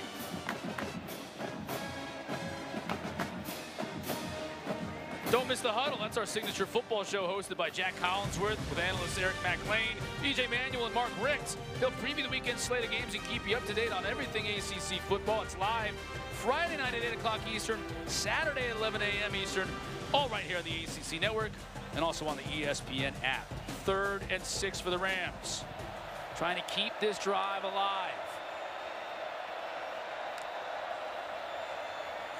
Priori goes downfield into traffic, broken up. Caleb Farley was there to get it away from Isaiah Coulter. And the pressure was brought on Priori that time. He felt it. And Aaron Parker, yeah, I think that's Aaron Parker. Should be a big loss for URI. FCS All-American receiver Aaron Parker came into this game third in Rhode Island history in receiving yards, receiving touchdowns, fourth all-time in receptions, and just one of those senior captains you got to have on the field right now at this point in time.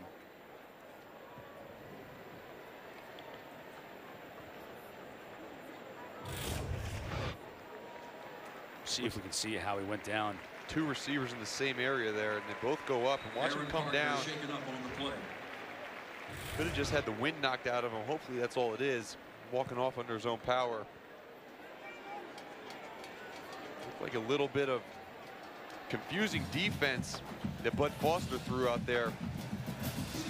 Played something a little different on that third down, and that caused the incomplete pass.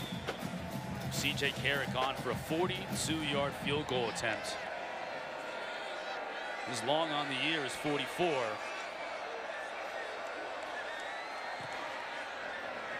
Did he hook it in? He does. Carrick draws the Rams back to within 7. Coach Fleming likes it, and why not? His offense has really been hitting on all cylinders ever since the end of that first quarter. And his kicker has been sharp. Keeps him in the game. What a weapon that is. Having a kicker that can make long field goals like that is such a weapon. And those drives that might have resulted in a punt or having to go for it on 4th and long result in 3 points. That's keeping Rhode Island in this game. You know, we had the 2 games Thursday and Friday. Had Duke in action earlier today. Clemson and Florida State right now. Tonight, all ACC. They're going to have all the scores, highlights, breakdowns from all the day's action. Nobody covers the ACC like we do. It'll be 10:30 Eastern right here on the ACC Network and on the ESPN app. Jordan Cornette and the crew right now standing by in studio to bring you all the highlights, post-game reaction. We'll have plenty of it from this game, too, as Rhode Island has just been gritty and gutty staying in this thing with Virginia Tech. Another case where the Rams have been kind of goading Virginia Tech to move up a little bit on the kick and then kicking it over their heads. Virginia Tech will start from their own 25. You saw Thursday night, NC State used a heck of a defensive performance to beat Syracuse, 8 sacks. Friday night, this was a big one down in Miami. It's like every other week, Miami just survived Virginia. Now, because of the Hokies, or because of the Who's first conference loss, it throws the conference in the division all into a mess. Duke looked pretty good too, beating Georgia Tech. Duke has consistently looked good. They're still a sleeper in that Coastal Division, but they're playing some good football right now behind quarterback Quentin Harris. Yeah, everyone's got a shot. Everyone does. Including Virginia Tech. Deshaun McCleese with the carry on first down. This is a Rhode Island team giving up 233 yards per game on the ground coming into this game. I thought we might see Virginia Tech try and grind it out a little bit more with the ground game. Yeah, you'd think they would, but defensively up front, URI's done a good job of getting in the backfield. Some of those long jet sweeps have been tackles for losses. Hooker now going up top to Hazelton again. Just beyond his reach. Malik Wilder on the coverage.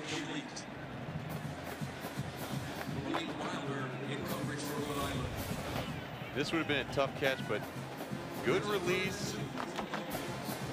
Good job using your hands. You want to be able to come down with this ball. Yeah, it's out in front of you a little bit. Maybe if Hendon Hooker got a little bit more air under that, be able to jump or come back to it. Brings up a 3rd down and short. Hooker's going to keep it. He'll pick up the first down.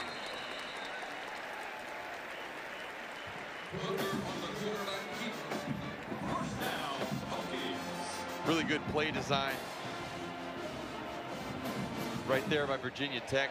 Fake the jet sweep, and you just want to keep it in who has been emerging as your best player on offense hands, Hendon Hooker, to just get a few yards up the middle.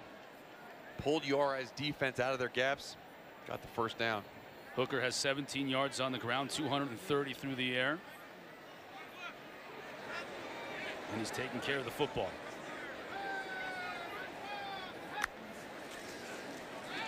Fake to McCleese. As a receiver wide open, that's Robinson. Inside the 40, knocked out of bounds at the 32.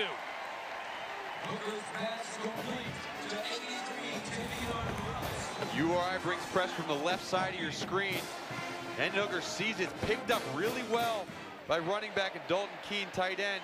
Finds the wide open receiver on the sideline, driving down this field.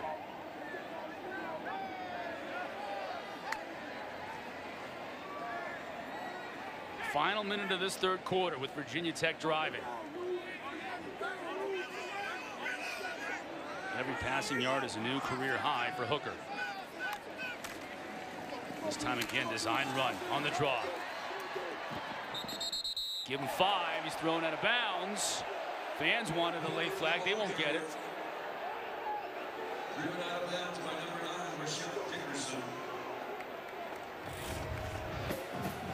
This is what the fans see right at the end of the play. Kind of got his feet tied up with Dickerson, but Dickerson didn't do anything late or cheap, and just was more Hendon Hooker falling down to the ground.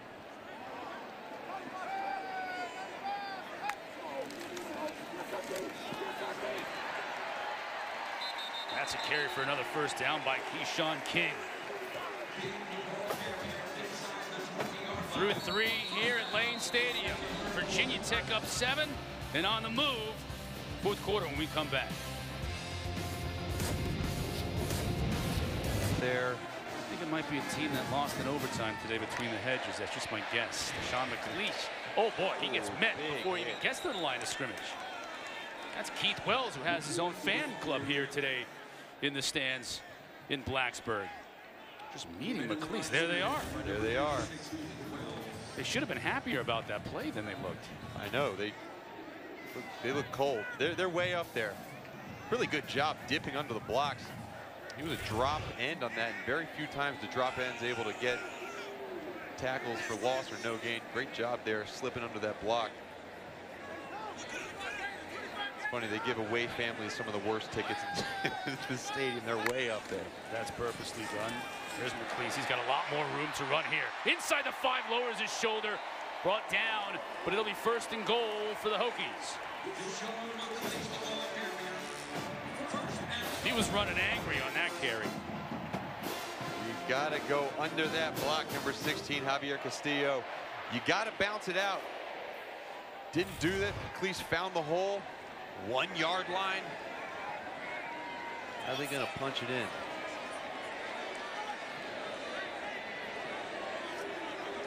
Interesting formation here. Low snap, McLeese gets it. He'll score.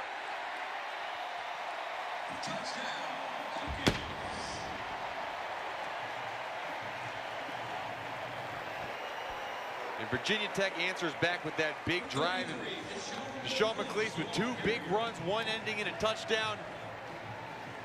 We talked about URI being porous in the run game, giving up a lot of yards. Well, Virginia Tech came and they said, okay, maybe we didn't run the ball early in the game, but we're going to give the ball to our backs on this drive. McLeese answers right there. Johnson's PAT is good. And the lead back up to 14 for Virginia Tech. The answer to our Aflac trivia question is Virginia Tech, 26 straight bowl games. That's the longest streak in the country. Second longest streak goes to Bulldogs. Georgia. There you go. 22 in a row.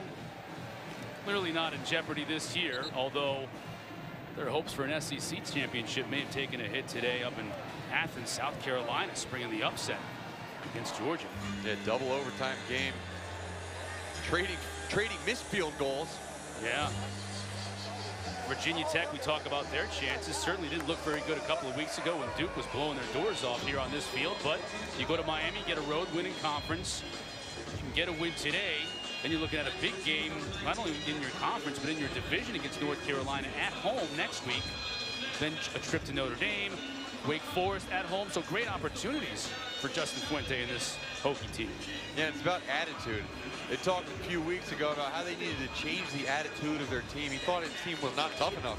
You know, just blatantly said, we're not tough enough. So they toughened up practice, made them harder, a lot more hitting. And last week, going into that Miami game, was probably their toughest week of practice, and the players responded. They're going to continue that. That's the one thing. When you have a tough week of practice and you go out and get a win, it's almost like good and bad for the players. You're like, okay, now we're going to be hitting every single week until the end of the season. Jeff Collins rebuilding at Georgia. That's Tank, the Cadets dog, having fun here at Lane Stadium. We were able to see some of this campus last night. Took a little detour from our hard preparation to see Fitz and the Tantrums. Had a concert here. It was fun. And the dog ripped the head off of the stuffed ram. Hooker now going for Hazelton over the shoulder. Just a little over the top. Good coverage by number 5, Malik Wilder for the Rams. Chris, are you going to tell them about what we did for dinner last night, where we got our recommendation? Yeah, Hendon Hooker recommended a spot here in Blacksburg, and it was good. Mark ordered first, and he ordered so much food. The whole menu. The guy behind the counter said, "You two guys want something to drink with that?" And we said, "No, that meal was all for him. We still haven't ordered our food yet." Yeah, that was just for me. That was, yeah, you guys pitched in a little bit, but it was a big eating night for me. Hooker keeps it, picks up 3. It'll bring up 3rd down. You know, we're watching this game. There hasn't been a 3-and-out yet for either team in this entire game. Only 104 plays now for these teams. Yeah, we're so used to seeing college football with the hurry up offense. Neither of these teams do that. And so the game has been shortened a little bit. And I don't know when the last time I've seen a game with no 3-and-outs. Really, you know, it's impressive for both these offenses. Well, this is a 3rd down now for a Hooker, an attempt to try and keep that string going.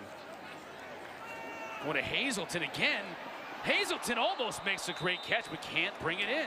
These two have hooked up a lot today, but they've been close to really hooking up a bunch. Oh, my gosh. And just when we bring up the 3-and-outs. I know. I totally put the kibosh on Virginia Tech. I apologize. Virginia Tech goes 3-and-out.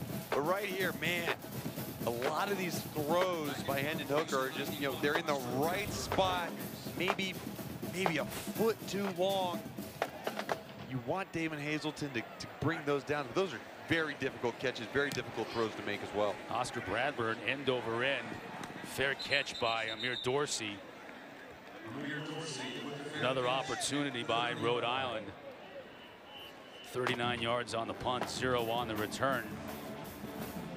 Time of possession very close. You see the plays, not very many of them. 104 plays at this point in time of the game. We rarely see that in college football now. Yeah, and that's why I said, hey, Rhode Island punted the ball twice. They have no turnovers. If I told you that, you would think, oh, they have 400 yards of total offense. Yeah, no, but they don't. And I think that's the big differential, the total yards of offense. And really it comes down to finishing on those third down drives around the 25-30 for URI, resulting in field goals where those extra 30 yards per drive, Virginia Tech's been able to get down and get in the end zone.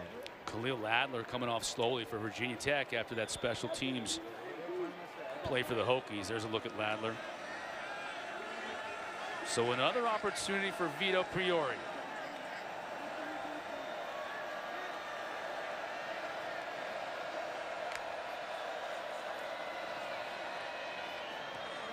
Coulter out of bounds after picking up the first down.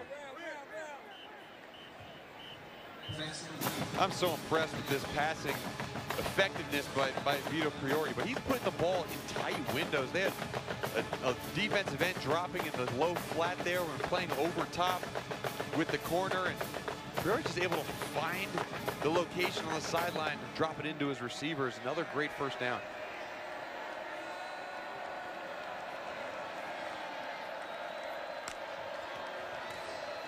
Pressure coming. Priori gets hit as he gets rid of it. That'll be an incomplete pass, but Shamari Connor just leveled him in the pocket. Yeah, Shamari Connor has been a standout. And the coach has said he has a real chance to be special. Watch him come here off the left side of the line, really unblocked. Zoe Bryant should have picked him up, but sees him too late and just absolutely wallops Vito Priori. That's got to feel good. As a defender, that feels good. You just love when you get that wide open Didn't feel shot. good for Zoe Bryant. No. You saw his reaction. No, he's like Cringing. cringing. That's a lookout block. You turn back to your quarterback and say, look out! 2nd and 10. Outstanding coverage by Jermaine Waller on Coulter that time. We haven't talked a ton about Waller or on the other side Farley much this game, but they had 2 interceptions apiece last week at Miami. Part of that big 5-turnover game for this Bud Foster lunch pail defense. Rhode Island just 4 of 11 on the game on 3rd down. This is 3rd and 10.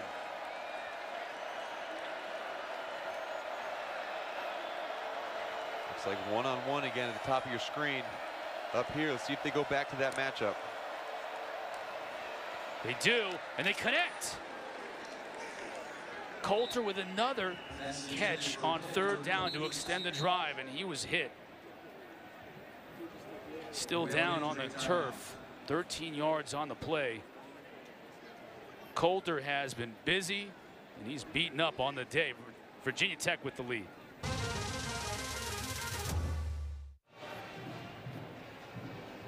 Isaiah Coulter on the left after making his 9th catch of the day, shaken up on the play.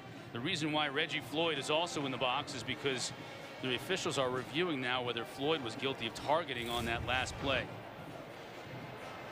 Watch here as he's going to the ground. Reggie Floyd lays into him, leads with the right there. He ducks his head and leads with the crown of the helmet. When we saw the earlier targeting play reviewed, there was no forcible contact with the crown of the helmet to the head or neck area. This looks pretty forcible. See it live. Ooh. No flag was thrown during the play.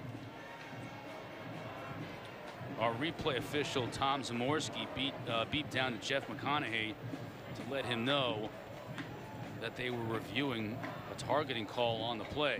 You see on the left here, it's going through concussion protocol, trying to see whether he might have sustained a concussion or not.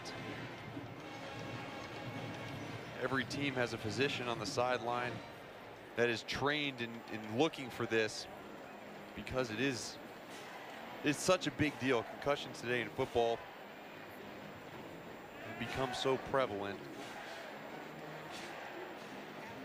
Let's see if he's okay. After further review, we have a catch on the play. However, we have targeting defense. Number 1, 15-yard penalty will be added to the end of the catch. Number 1 is disqualified. That's a big play right there. Reggie Floyd. They review the play, disqualified from the game for targeting.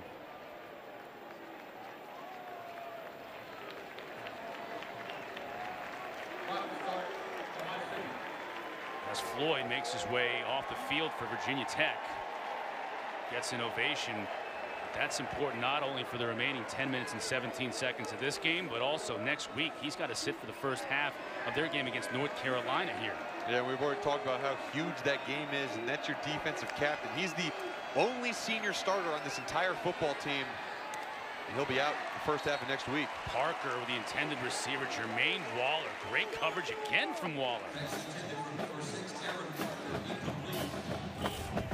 Yeah, Waller's done a great job. Look, he's able to give cushion and have some eyes back on the quarterback to see the ball be thrown. Doesn't hook with that back left hand, just gets the ball out. That's really good bail man technique, keeping the receiver and ball in front of you so you can not only look at the receiver, but the quarterback throwing the ball.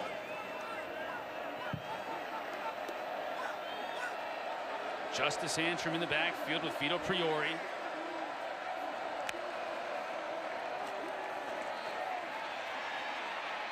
Antrim on the catch, able to pick up maybe 2 before going out of bounds.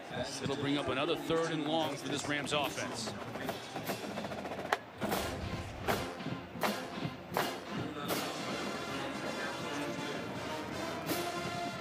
He bobbled it a little bit when he went down to the ground. The question is, did he have control? Did he make a football move? Not a lot at stake, only a yard, really. URI's in 4-down territory here, so they want to just get back to make it a short 4th down. Pick it up, obviously, all if you can. Priori going to the end zone. Incomplete. Ed Lee was the intended receiver. And now with Coulter off the field, somebody else is going to have to step up opposite of Aaron Parker. Yeah, and they keep coming after Jermaine Waller, and Jermaine Waller has played fantastic in this second half. Play after play, getting the ball out on these wide receivers, and now it's 4th down for URI's offense, and this is where Virginia Tech's defense needs to stand up. Big lunch pail defense play right here.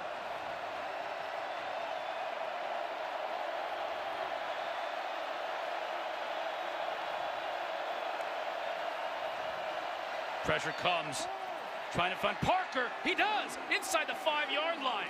Well, Parker had to come back for it, but made a fantastic adjustment. It'll be 1st and goal for the Rams. And really good read by Vito Priori on that. And watch right here, the slot receiver comes up. You have the linebacker coming from inside out. Once that linebacker turns his back to the quarterback, right there, quarterback knows this is my man I'm throwing it to. Throws on the back shoulder. Absolutely perfect pass. Really good catch by Aaron Parker. Pressure now coming. Priori can't avoid it. That's Shamari Connor again. Time and time again, we have seen Connor in the backfield. And Shamari Connor is coming from that nickel position. Watch him on the outside, able to come right in here, confuse the offensive protection. Coming out, he's actually lined up at corner, which he's not usually at. But because of the condensed formation that URI came out in, he was able to find that path to the quarterback absolutely unblocked for a big sack. All the way back to the 19. 2nd and goal. Priori has pressure again. Just gets rid of it.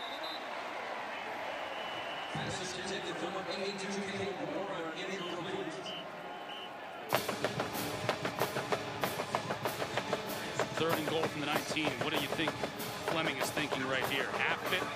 Yeah, you got to get half it. You want to try to get the ball down inside the 10, maybe down to the 6-yard line here for Priori. It's obviously 4-down territory, but you're really looking for the best matchup. Last time they got their stud Aaron Parker on a linebacker. I don't think Virginia Tech's going to allow that to happen again. Let's see what he can find in terms of his matchup. 11th play of this drive for the Rams. Priori goes to the end zone into double coverage. Almost picked. Diablo was there alongside Connor, who's just all over the field. 4th down, 4th and goal. Yeah, that was a 2-deep safety defense, and a lot of times when you're in a 2-by-2 formation, you want to work out to the sidelines versus a cover 2. That time they went up top and ended up throwing into double coverage. This is about as tough an assignment as you can get for Rhode Island. 4th and goal from the 19. No 8 on the field, no 11 on the field, just number 6. And now Coach Fleming and his staff, they're going to have to talk this over. They're going to have to design the perfect play. It's occasional. 9 for 152 for Coulter, but he's not in there now on this 4th and goal for Rhode Island.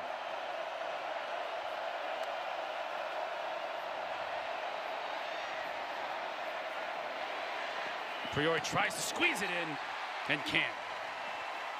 And Rayshard Ashby with the big breakup. He got picked on that last big pass down the field. This time he was working against a tight end in the corner of the end zone, came up with a huge play. When you get huge plays from your leaders, from your stars at the end of the game, it carries momentum. It carries a lot of weight. You see his teammates coming over and congratulating him. Huge play by Rayshard Ashby. And that momentum is going to carry this defense. Continue to progress. Come to work every day. Clock in every day is what Coach Foster preaches about his lunch pail defense. Speaking of coming to work and clock it in, Virginia Tech now having to work on that clock. 7.5 left to go. We'll get a flag here. Illegal formation, offense, 5 players in the backfield, 5-yard penalty, 1st down. That's got to frustrate the heck out of that guy right there. You think about it. They're trying to run the clock out. Up 2 scores, 7.5 to go. Now he's got a 1st and 15. It's going to be more difficult. When we talk about focus, and especially for this defense, Bud Foster's defense coming into this 4th quarter, seeming like it's a close game with a team that maybe shouldn't be in it with you. The defense focused up. Jermaine Waller had a bunch of big plays on the outside, knocking down some passes. Rayshard Ashby got beat on the 1 play down the field and then comes right back, maintains his focus for a big pass breakup. That's what Rayshard Ashby was talking about when he said we need to focus more as a defense for the entire game. Brandon Giannetti, big old number 99 for Rhode Island, brings down Hooker. You see the linebacker crew right there sitting on the bench. And Dax Hollifield on the right. And you got Alan Tisdale and Rayshard Ashby, Dylan Rivers. And this group, when we talked to Rayshard Ashby, he said, what's your linebacker room like? He said, we're just goofy. We're all having fun in the meeting rooms. We're goofy. And when you can play loose and have some fun, you can have some really good games.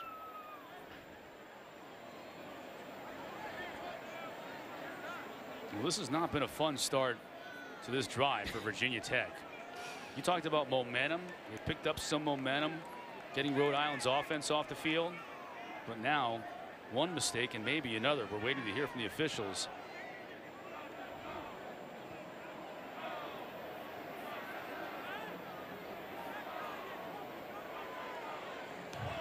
Offside. Defense number 54 was in the neutral zone, causing an offensive lineman a false start. 5-yard penalty. 2nd down.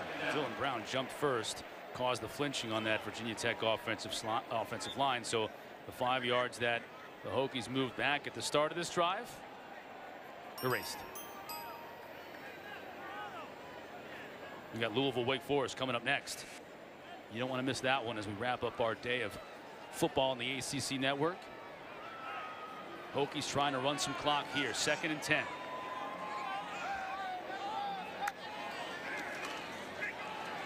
Hooker's going to take off and run with it. Spins his way close to the marker. I think he might have gotten there. He did. Another designed run play for quarterback Hendon Hooker. You watch the running back, doesn't even turn around for the pass. He just goes right to block. That's how I know it was a called run. And Hendon Hooker, once again, showing his dynamics on the ground. He's like a third running back, adding to Deshaun McCleese, Keyshawn King. Well, number 2 can do his damage on the ground as well. Closing in on 100 yards of total offense. Handoff. McCleese has all kinds of room. Fights his way into Ram territory, down at the 45. As you see, stiff arm, he tried to throw at the end of the play. Just said, get off me. Really good run. URI has to know that they're running the ball, but Virginia Tech's doing a good job of getting pullers up on the linebackers. And McCleese is following him, following his blockers. We talked to Fuente, and he said, you know, early in his career, he was just put my head down and run through the hole. Now he's being patient, waiting for his blockers to get up through there on the linebackers, and breaks off a lot longer gains. McCleese again, way over 100 yards on this one now, inside the 30. Down to the 20-yard line, still churning those feet. Mumbai makes the stop, but not before McCleese picks up another 25.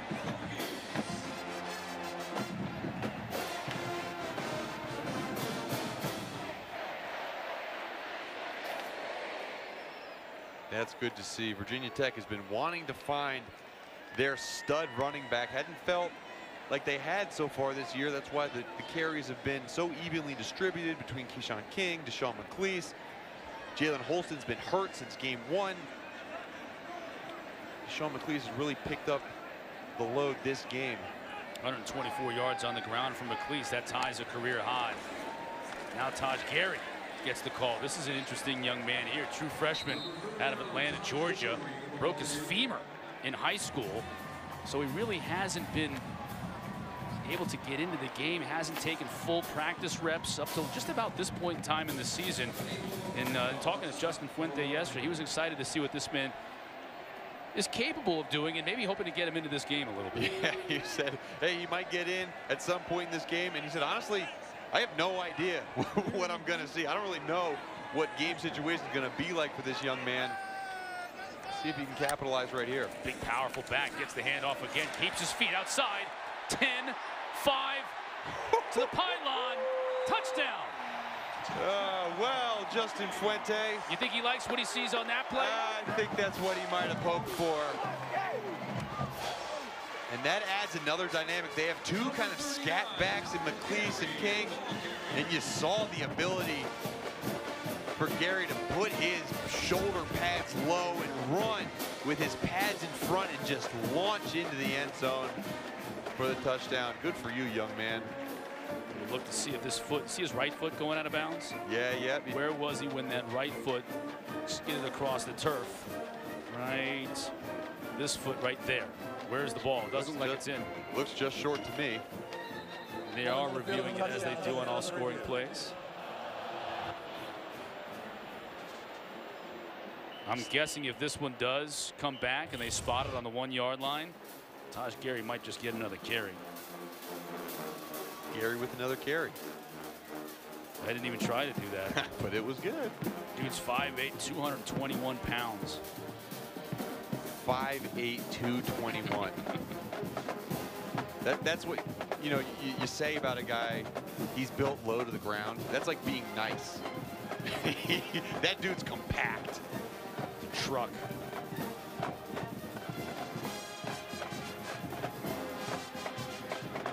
There's a good look at the freshman coming back. That's a big leg injury, by the way. A femur. Yeah. You could die from a broken femur. After further review, the runner was out of bounds with the ball in his hand at the 1.5-yard line. Result of the play is a first down. The clock will start on my signal. And that's the biggest bone in your body. Connecting your hip to your knee. Anatomy class right here. And with that femur, a break in a femur is very difficult to recover from, and it's really good to see him out here running. Back in the game, maybe he'll get an opportunity to finish off this drive for the Hokies. This drive didn't start off very well for Virginia Tech, but it's looking like it might end well. Oh, head of Hooker. Hey, Chris, why don't you stop jinxing people? This is now twice today. I've really jinxed the Hokies on 2 plays. I gotta stop. Over the head of Hooker. He just didn't handle it. It was high, but certainly handleable. Handleable. Well, if the worst thing that is happening right now for Virginia Tech is that clock is ticking down, the 2-score lead. Now, I know Hooker's not very experienced, but he should still look at this play clock right here and let this thing wind down, don't you think, as much as possible? He'll keep it. Right into that teeth of the Rams defense, getting inside the 5. There's a whole lot of tugging at that football at the bottom of that pile. We have to remember, this is Hendon Hooker's second start. Yeah. I mean, he's been commanding this game like a seasoned veteran, and just the ability to not turn the ball over. That's something that is a paramount for Justin Fuente in this offense, and that's the reason why Ryan Willis isn't starting right now for Virginia Tech. Injured Ram on the field. We'll get a check. Up 14. Final 2 minutes and 16 seconds of this contest from Lane Stadium.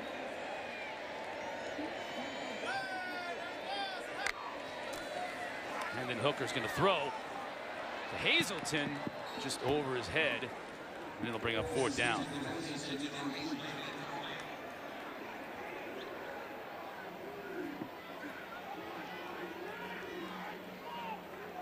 So 4th down here. Brian Johnson will be brought in to attempt a field goal.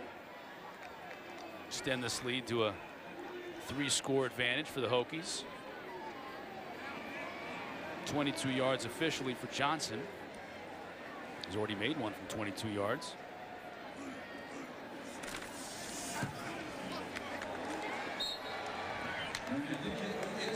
And the junior from Washington, D.C. puts it through.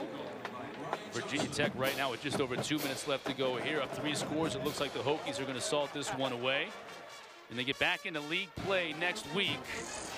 On my radar is the Virginia Tech North Carolina game next week. We talked about it at length earlier in the broadcast, but it's going to be a huge game to determine who's going to take that spot, maybe at second, still under Virginia, but Virginia's got a long way to go in terms of their schedule, and the game at the very end of the season, Virginia Tech versus Virginia for that Commonwealth Cup, is going to be a big one. That just sticks in the crawl of every one of the Wahoos out there. 15 in a row for Virginia Tech in terms of that rivalry game, including last year's game. A lot of Virginia fans just heartbroken by that one.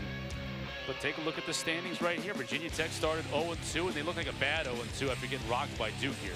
Yeah, you're going to have 4 teams with this Virginia Tech win at 4-2. They still have 2 losses in the conference, so that's going to put them at the bottom of that list in terms of the 4-2 teams. But still, 1 conference loss, 2 conference losses in the division. As you said, yeah, in the it's a mix. fair game. Next 2 conference games for Virginia Tech. North Carolina here, and then in 3 weeks, it's Wake Forest here.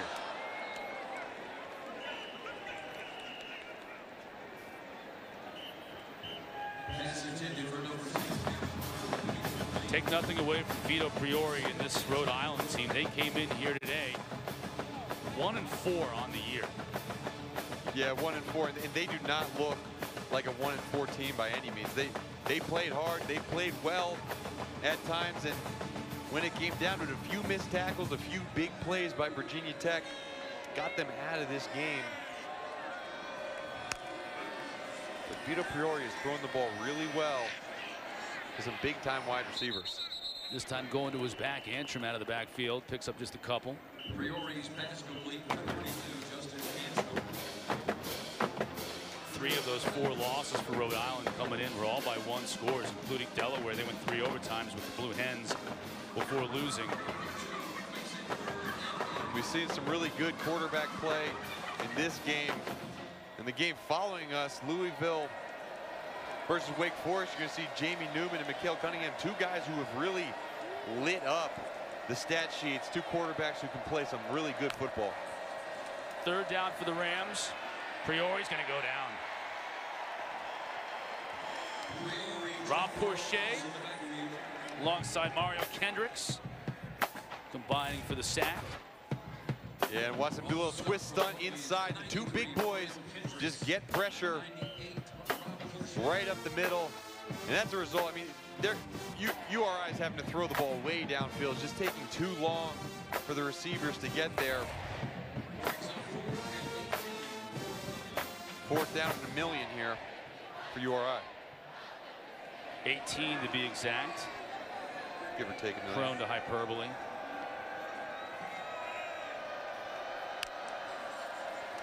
Very quickly. See what his top receiver Parker can do. Just isn't able to pick up enough yardage. So the Hokies will take over from the Rhode Island 27. Minute and 4 left to go in this game. Hendon Hooker, his home start debut here at Lane Stadium. It's been pretty good. Yeah, it has been good. And, you know, we mentioned the fact this is only a second start, but he was able to settle down, find some accuracy on his throws in this game. Really big touchdown pass to start it off. And then this is what makes him a real threat. This is why he is playing at that QB1 position for Virginia Tech. His ability to pull the ball down when the play is dead and get yards on the ground, make some guys miss, pick up some first downs with his legs. 16 to 27, 261 yards for Hooker on the through the air. Also picked up 43 on the ground, 3 touchdowns, and again, no interceptions. Big for Hooker.